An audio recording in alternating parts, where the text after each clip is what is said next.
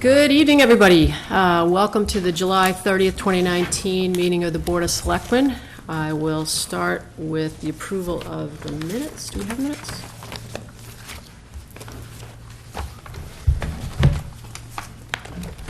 I'm not seeing minutes in my packet.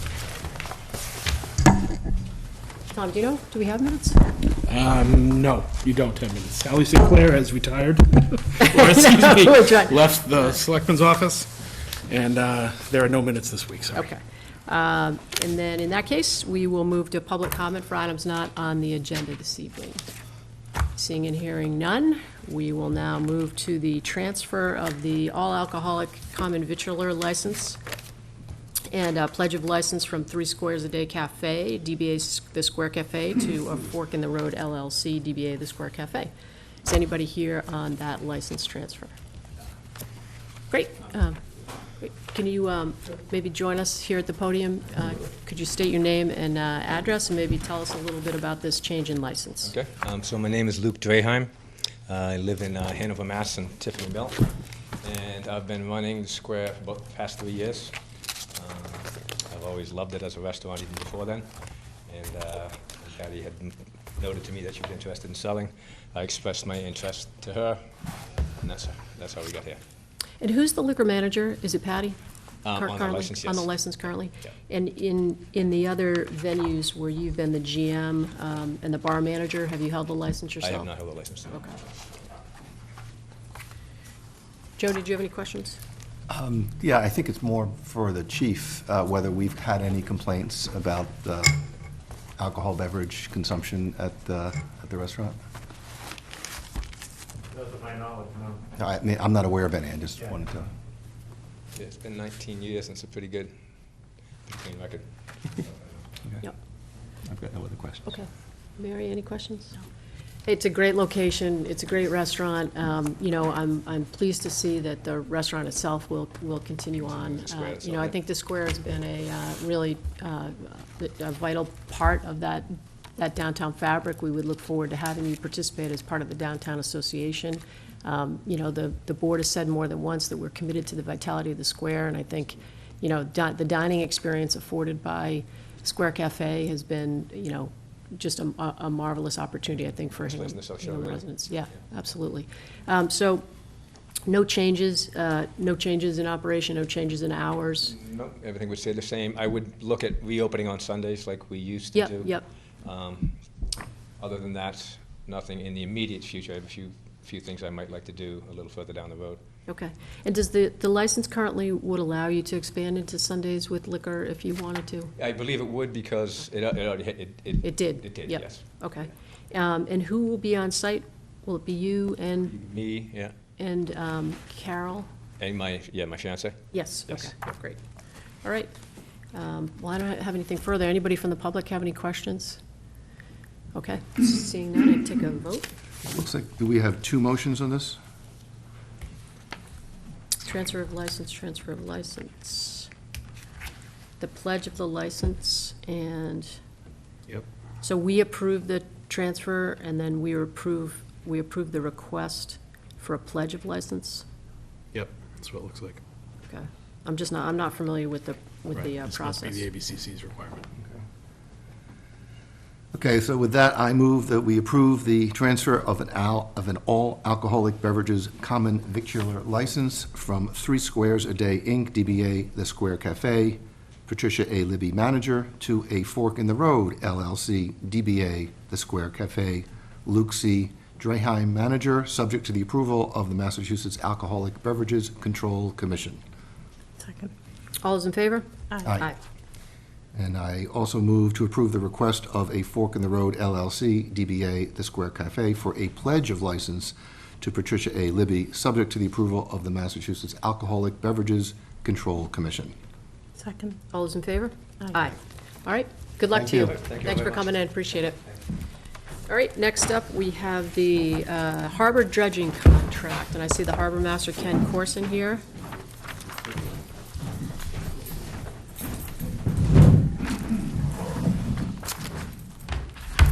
Good evening. Good evening. Good evening. Thanks for being here. Thank you for having me.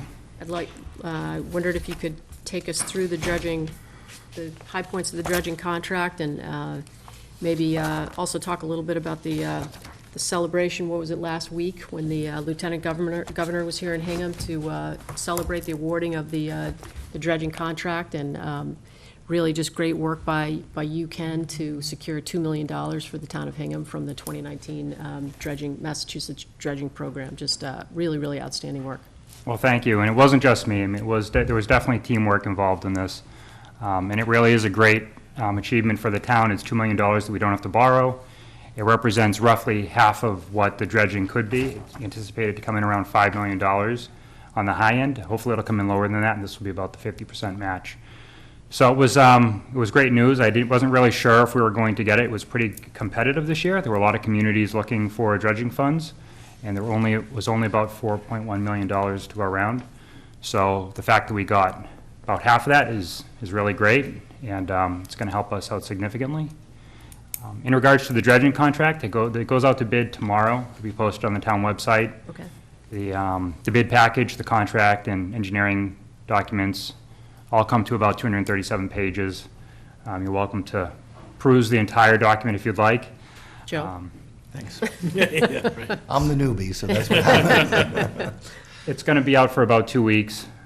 There's a pre-bid conference, non-mandatory for anyone that's looking at bidding. That'll be August 6th here at Town Hall. And the bids will be opened, I believe it's August 15th at 2 p.m. And hopefully within 5 days, we'll have the contractor selected and potentially even have a contract signed. That's kind of the contract in a nutshell. It's not a document that was just created overnight. It's been in the works for a while. Variations of this have been used. It's been perfected. It really speaks to the type of work that's going to be done, meeting the needs of the contractor, but also making sure that the town's interests are protected. It's a proposal that the engineers and myself believe will allow us to have hopefully a selection of contractors to choose from, and it should result in a good dredging project this fall, winter. Yeah, It'll start in October and it'll run through January. There's a 4-month period. And I'll be back probably at your next meeting with some special regulations that we'll put in place to make sure that the harbor is clear and so forth. And then there'll be potentially some more decisions to be made. And those will happen in the next couple of weeks, but there's plenty of time to get through the bid opening, select the contractor, and then finalize any details that need to be done. And I know that you were concerned about the timing of the bid in order to get the dredging folks on the water to complete this in hopefully one cycle. Is that? Yeah, so we want to give the contractor enough time so that they can mobilize and be here on October 1. I actually looked back to 10 years ago when we did this, and I don't think we had a contract signed until about the middle of September. So not that we want to be in that position, but I think that we're going to be just fine this season with contract in place potentially by August 20th. There'll be plenty of time for the contractor to mobilize. I think we're probably the first one of the other large project kind of in the Boston area is Beverly, and I don't think that they're out to bid yet, so we might even be out before them. And I think we're in a good position. Okay. I'm optimistic. Okay. Joe, did you have any questions? I did. What's the notice procedure once we proceed so that people who are affected by the dredging know when it's happening and know what to expect? Yeah, so I've already started to reach out to the boaters in the Inner Harbor, as well as the marina owners and other stakeholders that will be affected. I did send them a notice letting them know that we're moving forward, and I'll continue to reach out to these people. As more things become determined, I'll let them know what they are. The date of vacancy for the moorings and the boats is right now October 1. It could move up a little bit. It could be a little bit before that. The town pier will be out before the end of September, so I've the town pier float, so I've notified them of that. And like I said, we'll talk again. If any boats or moorings are left in the mooring basin after October 1, there's usually a fine that I'll assess and remove the boat. So I'll be coming before you to get that approved. That'll be communicated to them once that's approved, if it's approved. So I have communications in place, and we'll also reach out to the paper and so forth to get that word out. And just to be clear, that communication with the boaters, that also includes the rowing team I had a meeting with them last week. They told me they would be in touch with Ken. Their season usually extends to the end of October when they have some races, I guess. But we'll work with them to find them a place to practice during this stage, whether it might be an increased effort at the river for those few Yep. weeks or elsewhere in the harbor. Yep. Tom, did they recruit you for the team? That boat this deep ain't gonna hold me. We've even taken their rowing into consideration. Okay, It's yeah. possible that they're gonna be able to continue rowing at the during the inner harbor. Even when the contractor gets on site, he'll start, or she, the contractor will start in a different location, potentially allowing them to row, but those details will get finalized in the next couple of weeks. What sort of insurance accompanies these projects so that if there's something that happens, that the town is protected by insurance programs? Yeah, so I don't have the insurance provision, but I believe you probably read through it. There are bonds that they have to purchase and so forth, and then there is insurance to cover them, should any of their workers get injured or anything like that. So we do have the insurance requirements in the bid, and if there's any specific questions about concerns with that, I invite you to reach out to me, we can discuss that. If there's anything you think needs to be changed, we can make those through an addenda, but we would need to consider that sooner than later. Yep. Okay, thank you, that's it. Mary? I would encourage you, Ken, with the communications that you're doing with all the different people, I'd encourage you to use the town website. I mean, a thing like dredging, to me, speaks to, let's set up a special page on the town website. Let's have a link on the homepage where it's just like dredging, and that way, if somebody's fined and they say they weren't given due notice or anything like that, we sort of take away all the excuses, but it also is an opportunity to keep other interested parties updated on the progress, on the status, and hopefully that makes your job a little bit easier as well. So I'd get in touch with Steve and Kate, and I think it could be a very helpful tool. I think that's a great idea. I will definitely reach out to them. And I guess my question is just, as we get into this, I know that some of the cost has to do with the volume of material that needs to be removed and things like that. At what point will we know what that is? I'm thinking about sort of the town paying for our share of this project. So how? Yeah, so we know the volume that we Okay. anticipate to be removed, which is about 61,000 cubic yards. That was about a year and a half ago that we did that Right. sounding, so it's Right. increased since then. Right, And we'll probably find that it's gonna be higher than that, for Yeah. sure. It really comes down to what the contractor bids on for price. But we'll determine the dollar value per cubic yard that they remove. So that's what we'll see come forward in the bid. That's gonna be the big determining factor, I think. okay, Mobilization is the other big expense in there, and that's kind of pretty standard, I think. sure, So- sure. And, I would just say that I remember that when this grant application was being put forward, we knew that the funds were limited, we knew it was competitive, we knew that there were some coastal communities, Plymouth comes to mind with a big anniversary celebration, and that it was going to be a very competitive cycle. And I think the fact that the town received an award, the amount of the award is due to, to your wonderful efforts. And I know you had some help from the Harbor Development Committee, and we appreciate that as well. If I remember right, in the budget last year, I think we had about, $1.3 million of grants that offset town costs. This $2 million grant is a really big deal, and just, thank you, and great job. You're welcome, and thank you for the compliments. Joe had. I just have one other question. To what extent will this dredging project have any impact on the bathing beach? This really won't have much of an impact on the bathing beach. This is very much focused on the mooring basin. So the extent of the dredging will be up to the boat ramp and kind of to the far end of the boat ramp closest to the beach. So we're not going to get anywhere near the beach. Okay, thank you. You're welcome. And one other question from me, staging for the materials that the contractor is going to need to dredge, is that mostly out on a barge? Will that be on any of the town lands? How will that aspect Yeah, of the so project most be? everything will come in on barge? barge. Okay. There will likely be a small staging area, whether it's on town property, on private property. That's something that will be determined in the coming weeks. Okay. But most everything will be coming in via the water, Okay. and go out that way too. Okay, and so if there is any staging on town property, I'm assuming that there'd be an obligation to restore to the current landscape, streetscape, kind of, just like we do with other construction projects? Yes, and there won't be any type of trailer either. There won't be like a work trailer that they'll be using on land or anything like that. We haven't requested that. Okay, okay.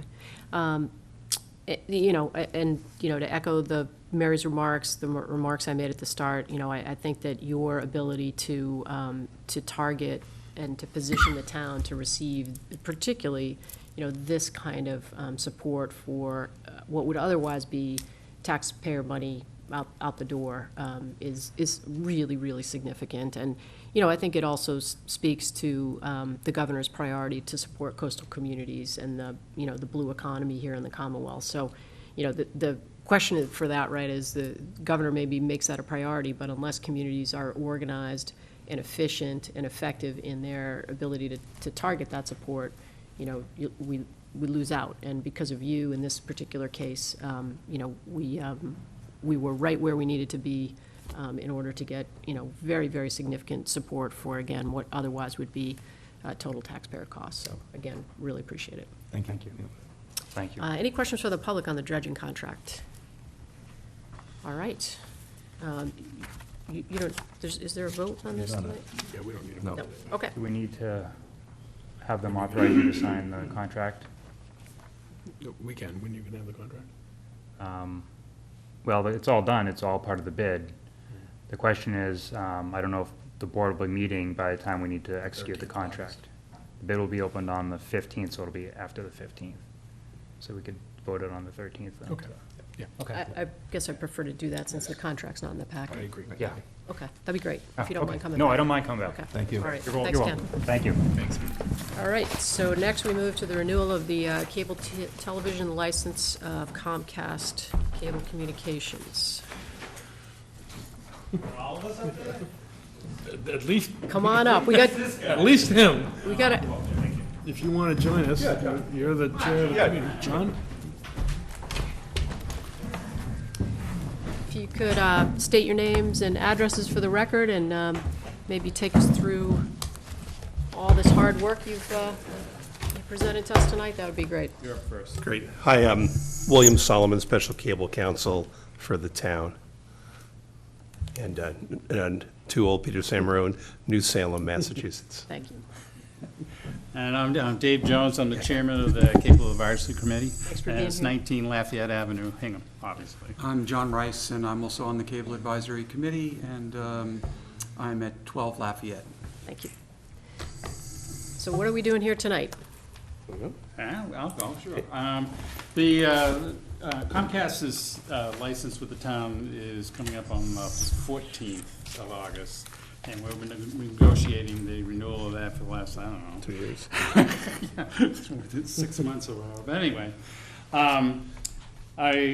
we have sent out, Bill has sent out the highlights of it, which is fairly extensive, covering everything, but essentially, I can go through it if you like. we can go through that if you want, the Yeah, I'd like, details. yeah, But the highlights to me, and I'll have Bill do the details, is we are getting an HD channel as we got with Verizon when we were here, I don't know, about a year and a half ago. And also, we're getting the maximum that we can get for the feed, 4.857, 85%.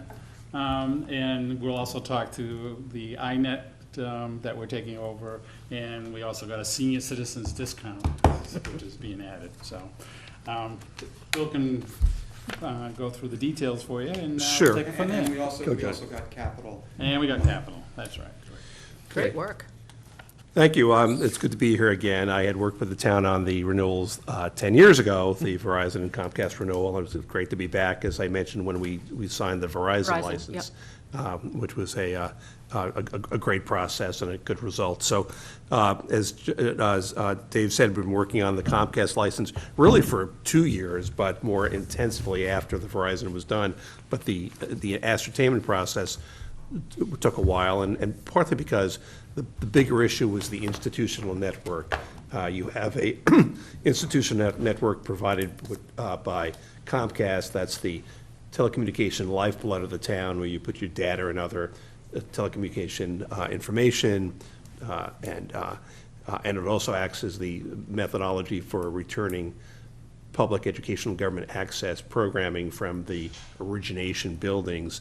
And so, Comcast, like most cable companies, was not seeking to continue that, but there were a few options. There was a possibility of leasing it, there was a possibility of a buyout for the town, as you know better than I. And so this kind of came together at a good time to provide some additional funding to the town. Tom worked very much on this together with the committee to help you build your municipal fiber network and get some additional funding. So briefly, as mentioned, it's a 10-year term. That's the maximum allowed under state law.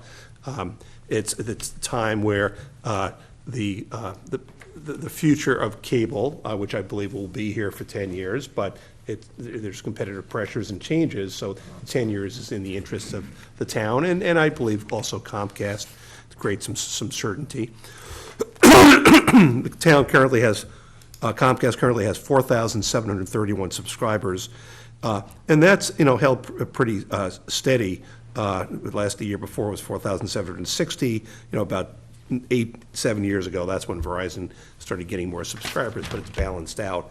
At this point in time, Verizon actually has 3,158 subscribers, and again, Comcast has 4,731. Importantly, and these were battles won before that the committee was able to preserve, is that, Comcast, like Verizon, has an obligation to provide service to every residential dwelling unit that would like to have service. Not every town, you'd be surprised, in urban areas and suburban areas, has a full service requirement. Sometimes there are density requirements for aerial for 25, 30 homes per mile. For underground, it could be anywhere from 25 to more commonly 40 or 60 homes. And so the larger developments get service, but if there are homes that are not as densely populated, they don't. And in the modern day, not to have the ability, particularly to get internet, is a major issue that the town has to deal with. So again, in this license, service has to be provided to all residential dwelling units. Standard installation, the same as before. That's how far they have to bring a drop for a standard installation. As indicated, the PEG access support is 4.85% of gross revenues. The maximum allowed under federal law is 5%. But there are some deductions, and I'll talk a little more about that, that would come when if you're 5%, you lose some because there's the state and local license fee. So 4.85 for all purposes going forward, particularly if the FCC's regulation, which I'll talk about, is not overturned, is the same as 5%. And one of the reasons we were at 4.85%, because we were there with Verizon, and the committee made a conscious decision to try to focus more on capital dollars, and if it helped the companies in terms of at least perception of how they were negotiating to be at 4.85, that was helpful. I think that was a very wise decision that's proved to be actually even maybe more helpful going forward. The PEG capital, as Dave and John mentioned, is $250,000. That's $50,000 per year. First payment beginning on October 1st, 2019.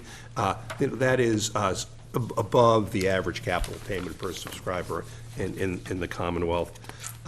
PEG access channels, as mentioned, 3 standard definitions, 1 high definition within 48 months. But as you know, no one's worked harder than the committee, particularly John Rice, on high definition. And as with Verizon and here with Comcast, you're going to get it sooner than those time periods due to the effort of the committee and John, that the money has already, the planning has been put in place by Comcast, and it'll be faster than that. At the same time, there'll be an upgrade also at that time to the standard definition channels. Let me just Can I just make one? Sure. Comment? Just as a clarification on the channels that we're going to be getting, the 3 PEG channels that exist in SD, standard definition, will still exist, still be programmed. The high definition channel, for all intents and purposes, will have to be sort of a best of channel. And so some of the programming development that will have to be undertaken, and the selectmen might have an opinion about that, how do we balance the different needs of the different channels, education, government. I mean, currently, government, frankly, is the best, on the SD spectrum, is the channels that are the most watched, so we have to figure out how to make sure that we get that. There might be reruns that go on other channels, so the configuration of the channel, we have an opportunity to think of it slightly differently right now. That's right. And on the HD channel, the town would be responsible for what's called the encoders for each channel at the studio. However, through negotiations, the committee insisted upon, and we placed in the license the provision that if the town so chooses, it can provide those encoders. Now that you're building a municipal fiber system, it's likely as that system's built that that'll be part of the video portion of that. But so the choice will be going forward, the company provides it, they maintain it, repair it, replace it, or the town provides, and the town would pay for that, the cost of it. For the initial installation, or if the town installs it, and those encoders actually work very well and last for a long time. So that'll be a decision made going forward. Pretty close to the cable service to public buildings. Let me just speak briefly on that. It's been state law for about 40 years that cable service to public buildings is required by state law to be in the license if the town wants, and it's in almost all incumbent cable company licenses, and that's provided at no cost per state law. At this point, it's basic service that's in the license, although companies provide more than basic. They provide what used to be called expanded basic, so it has Discovery and CNN and New England Cable News. As I believe you know, the Federal Communications Commission has been considering and now has a draft proposal that they'll be meeting on in, I think, August 1st. Excuse me. Sorry. Which will allow cable companies to deduct the cost, the market value of certain cable requirements from the franchise fee. And one of those requirements, which the FCC calls contributions, would be cable service to public buildings. And so we had a lot of discussions about that. Verizon license only provides that Verizon must provide cable service to public buildings if the town requires in writing. The Comcast license indicates that they have to provide it. And we discussed whether or not to address that more specifically now, and the decision was not to. Okay. However, there's an option. Let me just say that I do not believe Comcast will deduct the value of cable programming to communities from the franchise fee. I think they pride themselves on that. As you may know, they have a program for low-cost or free internet service for both children and seniors who have affordability issues. They provide free basic internet to schools and the library. So it's hard to imagine, since those are a voluntary program, albeit part of an earlier FCC decision on purchasing NBC, that they would charge for that. I think that it would be terrible publicity, and frankly, they're an excellent company, and they care about their role in the community, and they care about their image. So I don't think that'll happen. If it were to happen, the town certainly, I believe, could say that, well, if they're charging a market rate that you believe is not a good value, I think you'd have the right to say, well, thank you, but we're not interested.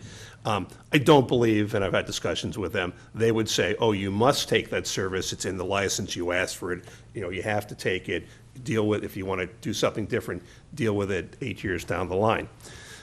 If the town wanted to be a little more protective on that issue, you could, and we can talk about it another time outside of tonight if you like, you could write Comcast. I have a sample letter, which one town wrote. Most of the towns I'm working with are not writing the letter, but write them a letter to say, oh, by the way, if you were to deduct the market value of the service from our franchise fee, we reserve the right to say we don't want the service. So I think we get another meeting, discuss that, and if you'd like to do it, for perfectly reasonable, and I think there's no question that there wouldn't be a problem. Based on discussions and even public discussions with Comcast representatives, I'm confident that if surprisingly, if they did deduct this, that they wouldn't object to your saying, we don't want the service. It looks pretty bad to say you must pay for it, and by the way, you have to take the service. So we can talk about that another time. You can talk about it tonight because it's related to the license, if you like.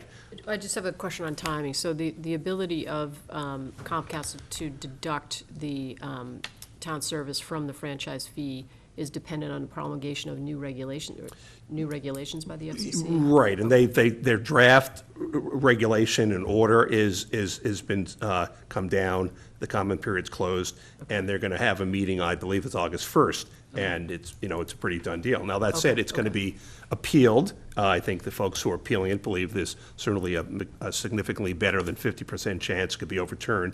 The one thing that they did not address in the issue, I think because I think the FCC was concerned about this issue, is the question of the access channel itself. That has a value, one could argue a significant value, and the FCC held to another day whether or not that the value of the access channel can be deducted from the franchise fee. They do allow, by the way, the deduction of the operating cost for the video return, and that's another reason why the town, in looking at its options in this license, each option did not make that video return part of the license with respect to the in-town video return. Okay. So that now that you'll be using your municipal fiber network, the market value of what Comcast is now doing between the remote buildings and your studio and town hall cannot be deducted because there's no requirement. The only possible thing could be deducted is picking up the signal at the studio and taking it back to the head end. So yet another advantage to the town doing this iNet buyout and getting the dollars rather than being open to a claim that the market value was very high and should be deducted from your 5%. So, as I said, I think we can deal with that issue on another day, but I believe the town will be protected. And the fact that we're speaking about it here, it's on the record, I think it's helpful, and feel free to make a comment here on this hearing if you'd like to comment on that issue with respect to preserving the right to let Comcast know that if they deducted, you preserve the right not to continue getting the service. The iNet decommission agreement, that's the $60,000 paid up front, and very importantly for the town, and Tom was instrumental in this. The typical period of time that you have to continue the institutional network or the video return, and most towns do not have a full institutional network from Comcast. They only have PEG access video return. You have that in your current license. Tom was particularly concerned about being in a situation where it takes more than a year and you don't have an institutional network. And it was important that the government affairs representative for Comcast, who was very fair and did an excellent job, but important that he heard that from the town, particularly from Tom, who made it clear that he can't be in that situation. It's not enough to say, well, we wouldn't turn it off. Well, we know that, but that's not how a good government works. So that there's a 2-year transition period here, which can be less if you need less time. We put down in this iNet agreement that it could be less. And also we modified the iNet agreement to make it clear that those 2 years were required. At one point, the way it was written, it talked about they don't have to do more than 2 years, but it wasn't clear that they had to do 2 years, and so that was clarified. So I'd like to thank Tom, a number of meetings at Town Hall, telephone conferences, through that work, together with Dave and John, the town was able to get what's fairly unique as a 2-year period without a material deduction in the payoff figure. So that's it. I'd be happy to answer any questions for the board and the committee, obviously. And Great. Joe? Yeah, I did have a couple questions. Am I correct that the affordability discount, which is the senior citizen discount program, is that the only affordability discount that's offered by Comcast? It is. Under federal law, they're not required, they can't be mandated to do the senior discount, and so it's voluntary. The other company doesn't provide it. In 2019, it's not a lot of money. I always say, you can get a much better senior discounted Caldor, Bradley's, and Zayers. But It's $2, I think. $2, right. Particularly at Caldor's. But has there been any effort to get a discount or even free service for affordable housing projects that we have in the town? I have in other instances, had discussions with other communities, with veterans and other sort of groups. And the Comcast, partly because these are public documents and you do it one place, everyone else wants it. They view this as a legacy from a past age. We think it's the right thing to do. So that I have had discussions with other towns and with Comcast, and they really don't want to go beyond. I should say there are a lot of towns, not the ones I work with, but that do not have a senior discount. But unfortunately, the answer is that they do not look to expand it, and I've never seen a town succeed on expanding that to this point. I mean, I think at one point they might increase the $2, but except for one community where I've seen that hasn't been done. But nothing stops the town from discussing that going forward, because a large part of, frankly, a cable license is moral suasion. Well, at least to include in the income eligibility items, the fact that they're living in an affordable housing project, which is not one of the 4 criteria that are listed here. You're right. I think that's, I don't want to, I'm not the person to tell you no. But what I do know is that this letter, which I've been using and developed at one point, has 2 categories that almost every license does not have. It has the fuel assistance and the state tax abatement. Generally, all they have is Medicaid and SSDI. Right. And so that we were able to get those. The affordable housing part, again,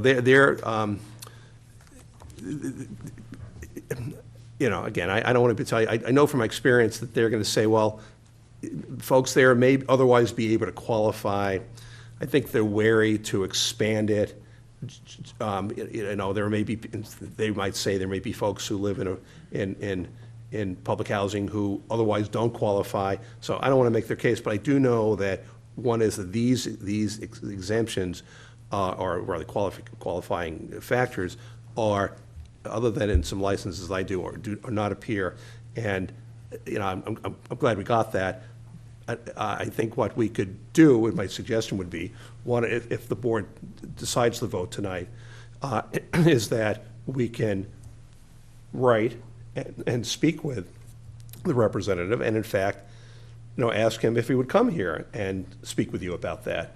And I don't think that proceeding ahead with a license or not will change the town's leverage. In fact, I think in some respect, proceeding ahead, but having that separate conversation based on, we just think this is a reasonable thing to do and makes sense. We thought we'd have you in and talk to you about that. I think that'll increase the chance for the board to get that discount.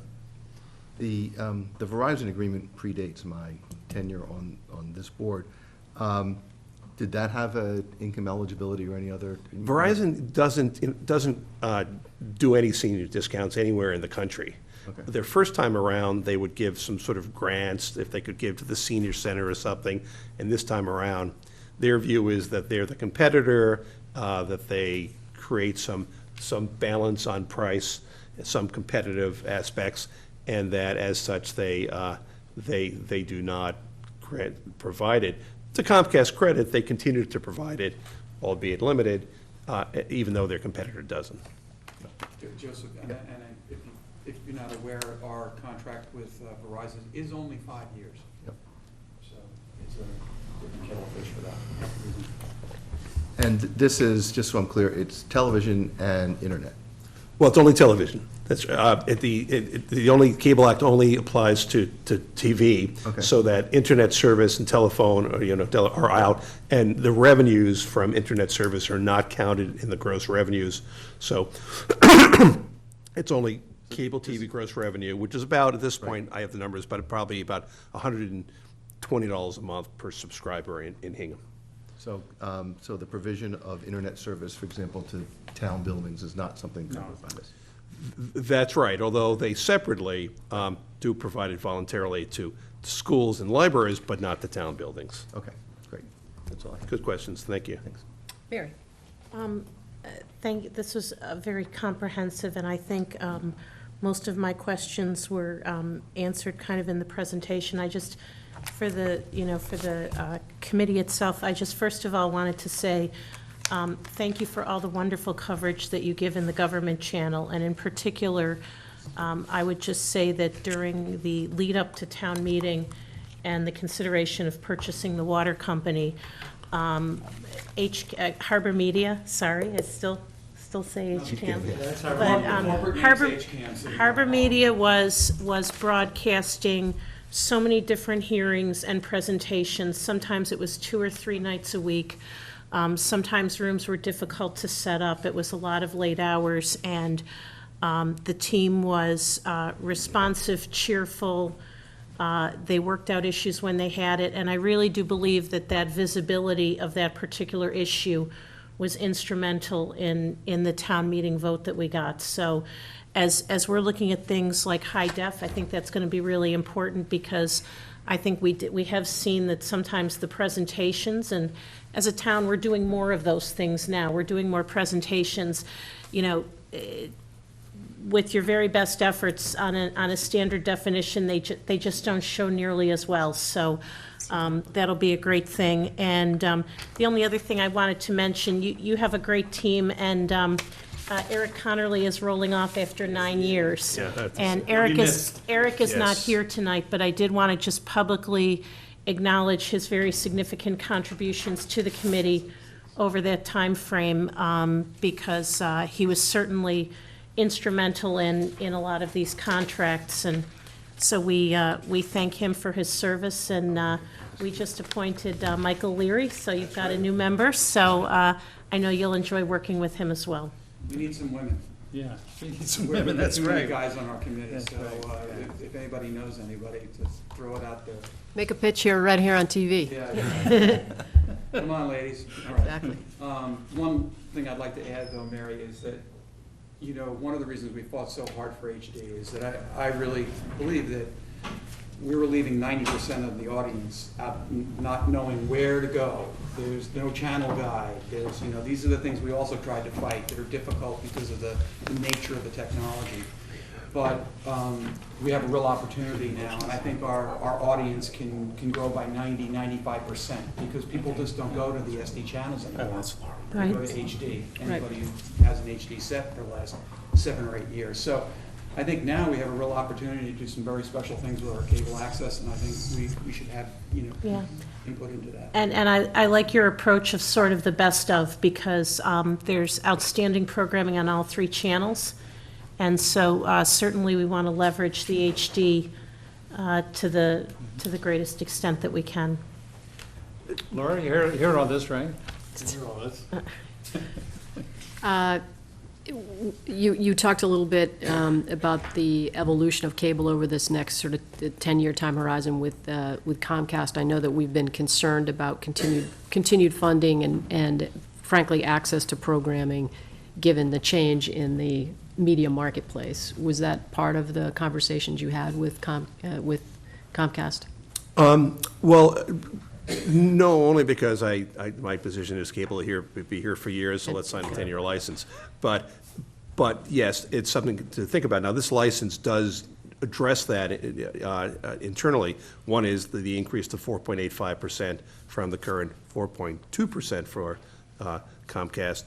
That's about a 15% increase, so that's some of it. Secondly, I had in the past, and I do this time around, work with the towns between licenses to send me the quarterly revenue statements and payments, and I take a look at that, and I say, and talk to the town about setting up a chart, because these aren't things that are done by your accountant or treasurer, and have that chart and have all the revenue breakdowns for the category and track that month to month. And if something looks like it's an outlier, say, well, can you explain why advertising revenue went down so much? And the license provides for a very broad definition of gross revenue. It's all categories. Some licenses in other towns do not have what's called non-subscriber revenue advertising, which is big, is if cable goes into a more advertising model. And it also has a requirement that each quarterly statement have a breakdown of those categories within gross revenue. So I think that provides protection. The capital dollars are in this license won't change. The capital dollars in the Verizon license were very significant. Another time, there is a bill now that Mass Access has submitted to the legislature to provide funding from companies other than just cable companies, and for your point, Ms. Fisher, for internet and other services as they all become melded sort of into one. Yep. But as they meld into one, I wanted to point out, I think Mary, I apologize, her point that what cable access does, it's very unique. YouTube doesn't replace it, the internet doesn't replace it.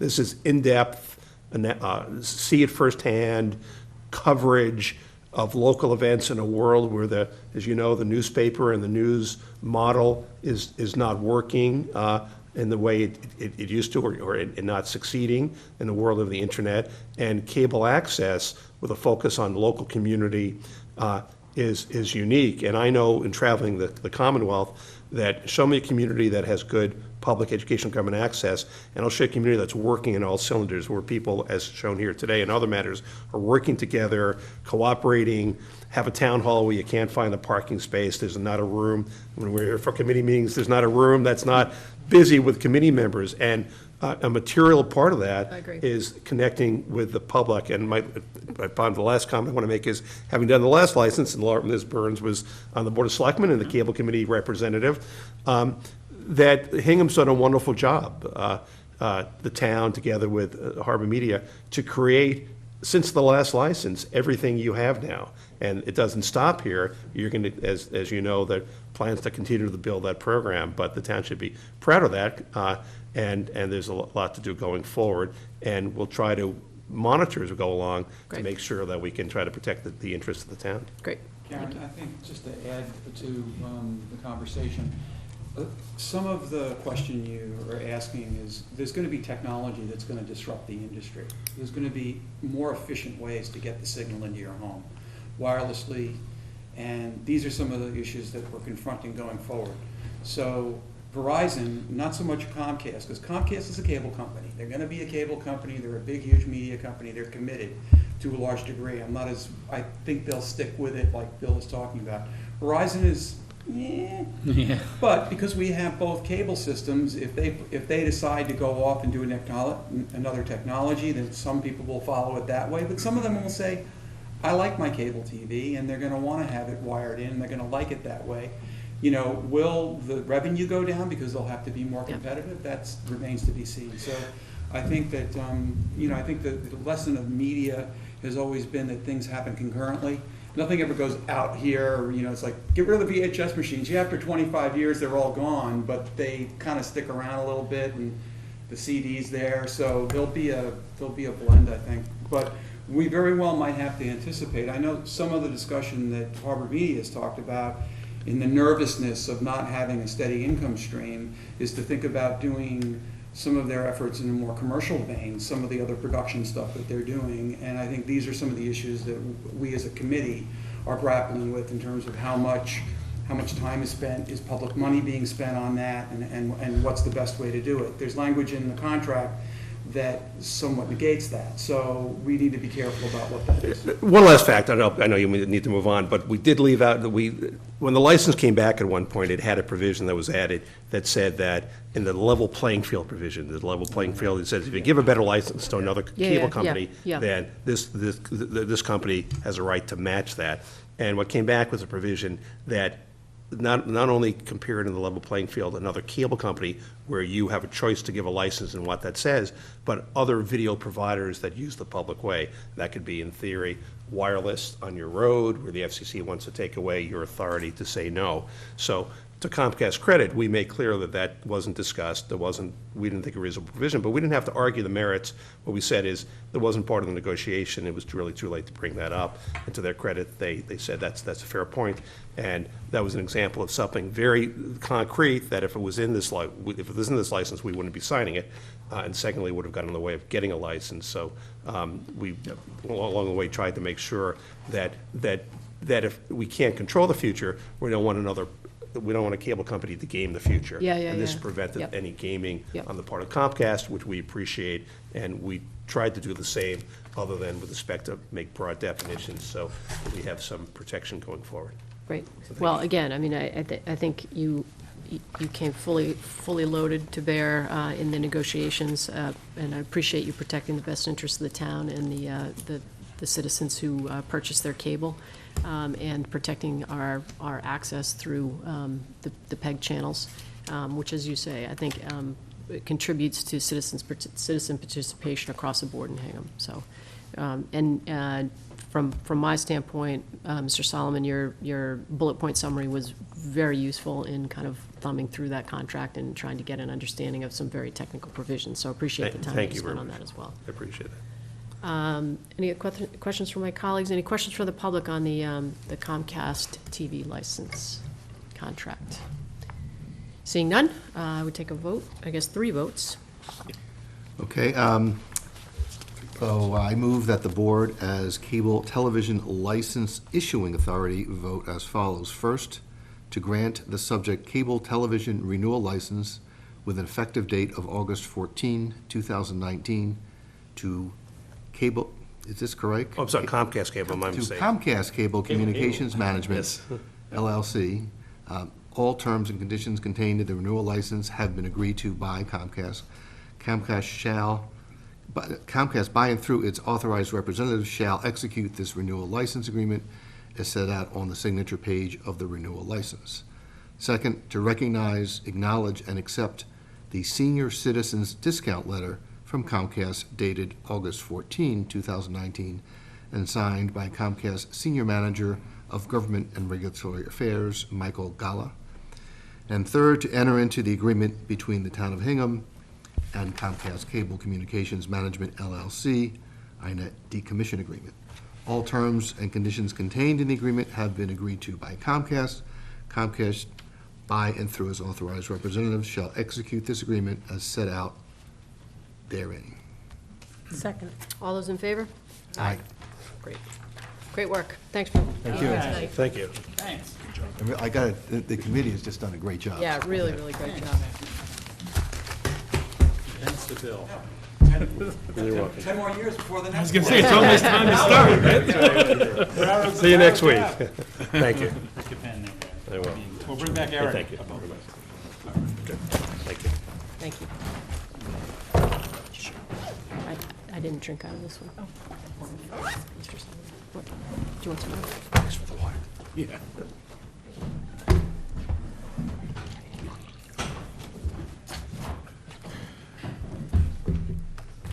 All right, next up are the police candidate interviews for this evening. I see the chief and the deputy chief here. If they could join us at the table.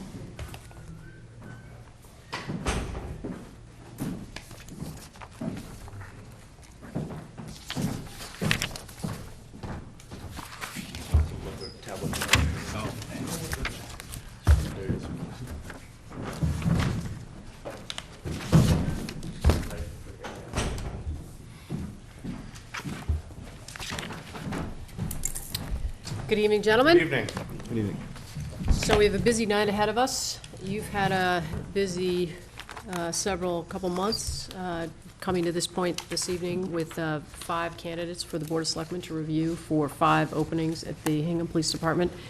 I know that we've done this from time to time before, but I'd really appreciate it if you could take us through the hiring process that you've instituted and share with us the results of this particular process.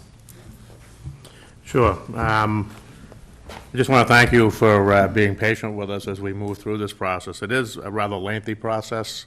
It involves a lot of timing. We started this back in mid-May, making the decisions and then scheduling academies and holding schedules and arranging for interviews, so it is patience, and we got a lot of assistance from the selectmen's secretaries and helping us along the way, scheduling some of these things and working with civil service, so. The Hingham Police Department has been undertaking the process of filling positions for police officers. The police department has an authorized strength of 53 full-time police officers, and as of September 1st, we will have 48 officers due to retirements and outgoing lateral transfers. Within the next 12 months, there's a high probability that we'll have 3 more officers retiring if they go on schedule. We realize the importance of hiring quality individuals that are educated. We have a good with good work ethics and value. We also look to find candidates that understand and embody the mission statement and the core values of the police department that we have built. The Hingham Police Department has developed and refined a successful applicant screening process, which is based on the California Post Peace Officers Standards and Training. Interview standards, it's a nationally recognized interview process which is designed to provide us with a professional and biased interview to select the best candidates for the job. The screening starts with an intake interview that includes data collection, credit checks, drug screening. Background investigations are then conducted by police detectives, which include interviews with employers, coworkers, friends, acquaintances, and neighbors. Once the background checks are completed, a successful candidate moves on to the police panel interview. The interview panel consists of 5 lieutenants and sergeants. 2 of those are supervisors from neighboring police departments.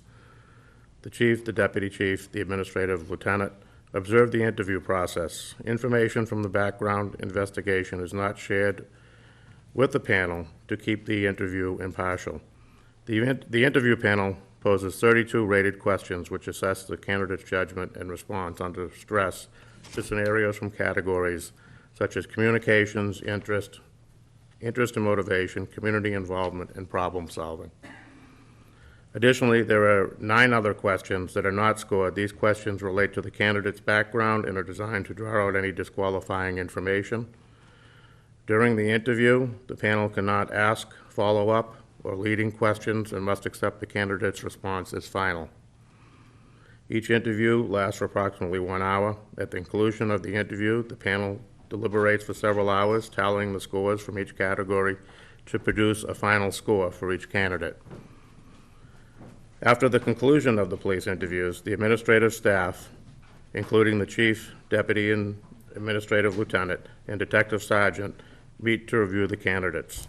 The administrative staff considers all the accumulated information on each candidate, including but not limited to the full background investigation and the candidate's performance on the interview panel. During the administrative review, all members are extremely impressed with the experience, education, and performance of each candidate during the entire process. After considerable review and feedback from all those, we were in a complete agreement that all the candidates that we interviewed were of high quality and character. So it's a rather extensive process that we go through.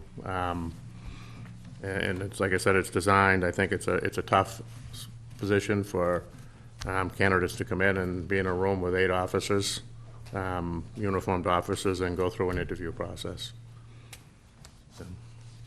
And the process itself is somewhat siloed, you described, so there are certain points of evaluation for particular teams, background check, the interview process, and then who at the police department sits and kind of aggregates that data into the scoring that we see? That ended up consisting, like I said, the background checks are done by 5 separate detectives, and that information is kept to them. Their main priority is to go through the background checks, make sure there's nothing disqualifying, or if anything comes up that would disqualify them from the job, then they would be removed at that time, and often that happens. We've had incidents in the past where that's happened, and people have just withdrawn from the process. Once they make it through that background check, then they go to the interview panel, and the interview panel only knows the candidates from the questions they get. They haven't seen any of the background information. And just to make that process complete, during the interviewing process, there's actually the detective that did the background sits in there and without making any comments, but he observes the interview process, just to make sure that Yeah, what if he's anything's said, or collecting, yeah. if something is ajar, he could say, well, hold it, that's not what you told us, or something of that nature. The panel of 5 then tallies all their scores based on how it's judged in the ratings. It can be from 1 to 7. And like I said, there's 32 questions that are actually scored. 9 other questions relate to some sort of ethics, backgrounds, and things of that nature. They tally up the score, and that information is then all turned over to the deputy chief, myself, the administrative lieutenant, Ryan O'Shea, and we also include the detective sergeant, who has access to all the full package of the background checks. And we sit down and review what we feel, what our observations were, review all the different candidates. Then we look through the background checks to make sure that they're consistent and they work good, because sometimes the information that's contained in the background sometimes might explain a question, or there might be something that the candidate just didn't bring out during the process. Maybe they failed to say that they had a degree that they didn't talk about for some reason. So we could take all that information and then we can assess it based on the scores. And in our discussions, I think we met for probably about an hour and a half and discussed all this. And then we sort of agree with or disagree with the process of what based on the scores that came out. Great. Joe, any questions for the chief or deputy chief with respect to the process itself before we bring one of the candidates in? I just want to thank the chief for making his staff available to answer questions that I've had, and I know other selectmen have had.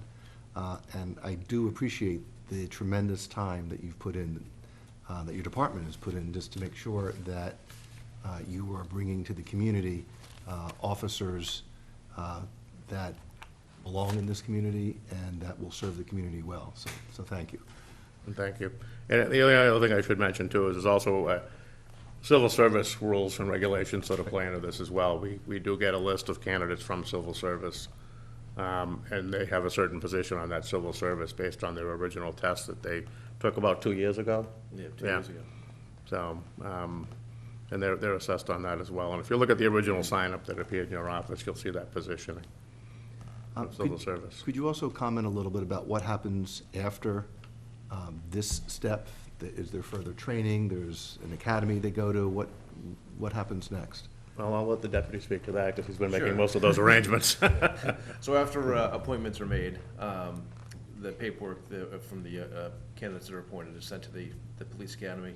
In this case, it's the MBTA Transit Academy that's hosting this municipal training. It'll be sent to them. They have a PT test to complete with the academy before they're admitted into the academy. The academy itself starts October, I believe it's the 15th, and it lasts for approximately 6 months.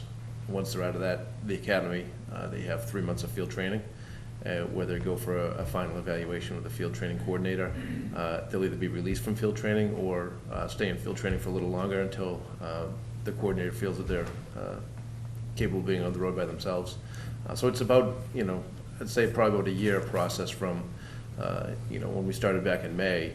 They won't be released from field training until probably around June. So it's 12, 13 months process from when we start the hiring to when we actually see the officer on the street. And when do you need to file that paperwork in order to begin the process with the academy? So the paperwork for the candidates is due August 7th. Okay. Great. Mary, any questions? No, I would just say that when I first came onto the board and found out that as a member of the board I had a responsibility for hiring police officers, I would say that it's the responsibility that I take most seriously as part of my job.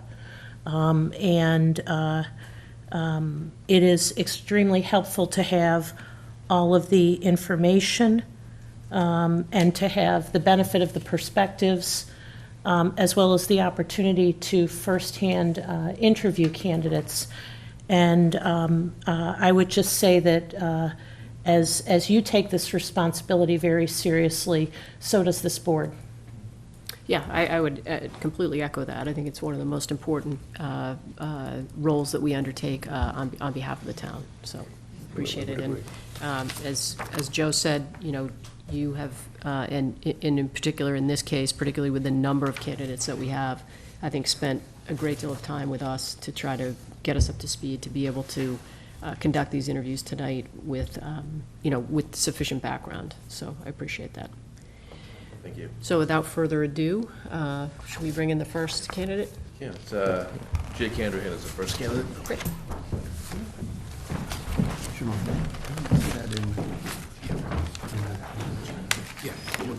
I definitely, I've seen it, but I don't see it in what was handed out. Oh, I'm sorry, there it is, it was last. it's just a lot of pieces Got of it, paper. yep. Got it. Hi. Sorry about that. Joe Fisher, hi. Hey, Jake, Karen Johnson, thanks for being here. Well, the Mary Power. Nice to meet you. Someday you'll look back at that and laugh. Well, Jake, thanks for being here tonight, and thanks Thank you for having us. thanks for this long haul. I know this is quite a process for you, and we appreciate you being with us this evening to spend some time with the Board of Selectmen. And I will ask my colleague Mary Power to begin. We'll each ask you a couple questions. Our intent is to follow a similar question format with the other candidates. So, Mary? Thank you. I want to let you know, thank you for the packet. Very helpful to have all the different background, and taken the time to read that very carefully. I'm going to ask the same two questions of every candidate. The first one is, could you speak a little bit to the experiences that you've had that, in your opinion, have prepared you to become a Hingham police officer? So some of my largest experiences that I've had so far, I've been an assistant harbor master for the town of Hingham for a number of years now. I've had the experience of going and responding for calls or services, dealing with the boating public every single day that I'm out there. Along with that, I've been a special police officer for the town of Hingham since 2016, September. And I've had great interaction with the community, between both the harbor master and being a special for Hingham. So I've definitely benefited very greatly from that. Actually, I'm gonna ask three if I can, because that was not the one I was going to ask. Just then, as a follow-up to that, you know, when I think about a police officer, and my brother-in-law's been in law enforcement for 28 years, one thing that he always impresses on me is that as a police officer, you're often out there on your own. And Yes. you have to very quickly size up a situation. Maybe it's a situation you've never encountered, and you don't always have the opportunity to sort of check in and get any guidance from anybody. No, you're totally kind correct. of on your own. I've found that myself, being on the water. You know, more often than not, I'm mainly the single patrol officer out there for the water. And in a moment's notice, you might get a call for distress. You might be responding to a search and rescue case that's being dictated from Coast Guard Sector Boston. You have to be able to think on your feet very rapidly, communicate with, you know, other agencies, whether it be the Coast Guard, municipal departments, Weymouth Harbor Master, Hull Harbor Master, all the way through the state police, the environmental police. You have to be able to respond very quickly, and you have to kind of have, it's almost like you have to play or have many different hats on. You know, you have that enforcement hat, you have, you know, a search and rescue hat. So being on the water as a harbor master is really, it's been definitely a positive, because I've seen law enforcement, I've seen the community reaction. So I've had kind of a diverse background at this point, I'd like to think. Yeah, okay. I'm going to defer my third question. I suspect one of my colleagues might ask it, so thank you very much. Joe? Sure. So I was actually going to ask you about how you would transition your maritime activities to a landline, a land-based police department. But I think you've already answered that. So I'm going to go a little different with little different questions. What priorities do you see for improving the Hingham Police Department? We're improving. And I know your officers are here, and they're doing a great job, but Well, as many of you know, on a daily basis Yep. across the country, there's been an uptick in mental health calls. yep, You know, the response to that has changed. You know, I went through every year since I've been out of the Plymouth Police Academy, the Reserve Academy. We have in-service training, and this is something that we're touching upon very heavily, is response to dealing with individuals that have mental health disorders. You know, it ranged from, you know, way back when where, okay, let's arrest them and we'll deal with it that way. Now, not so much, you know. Having a clinician on board, I know Weymouth Police Department does that. They have a clinician on duty with them responding to these calls for service, whether it be somebody with a mental health issue or a mental breakdown, things along those lines. You know, and it's basically forming a new normal for police departments across the country in my eyes. You know, this goes along with the substance abuse issue that has also been a major uptick in recent years. You know, the opioid substance issue, it hits every community across the country. You know, and as law enforcement, you have to see that, you know, how you change your response. You know, it used to be, you know, this person has an addiction. Now it's, you know, they have a disease. They need to be helped through this process. so it's very interesting that you raised the issue of mental health, because my next question actually turns that around on the police department. The issue has been talked about nationally about mental health of police officers. Suicide rates are on the rise. And my question would be, how would you recommend that we best address the stigma that is often perceived in police departments So to best for address dealing with their own mental health issues? best addressing that, you know, Hingham Police Department does a very good job with it. They have it's called the CISM team, Critical Incident Stress Management. So if you respond to an incident where, you know, there's trauma, whether it be after the case, you might have PTSD, someone from the department is going to reach out. I've personally had this experience. It was a number of months ago. I responded to a call, and the next day, I received a call from Officer Lisa McCracken. It was a few days later, excuse me. She was just checking in. You know, she gave me a packet, let me know, you know, if you have any issues, you know, contact us, contact a member of this team, and they will help you through it. Along with that, my family, they have been amazing. Like, if there's any stress or anything, they can point it out. They know what's wrong, and they see it, and they'll help me through it. Great, thank you. Jake, one thing that struck me was, and Mary sort of touched on this, your resume is replete with commendations and certifications. You've got, you know, extensive maritime experience.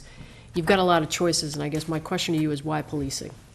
I've always loved law enforcement. You know, I got to kind of dive into it at a younger age than most, being an assistant harbor master. But that wasn't what kicked it off.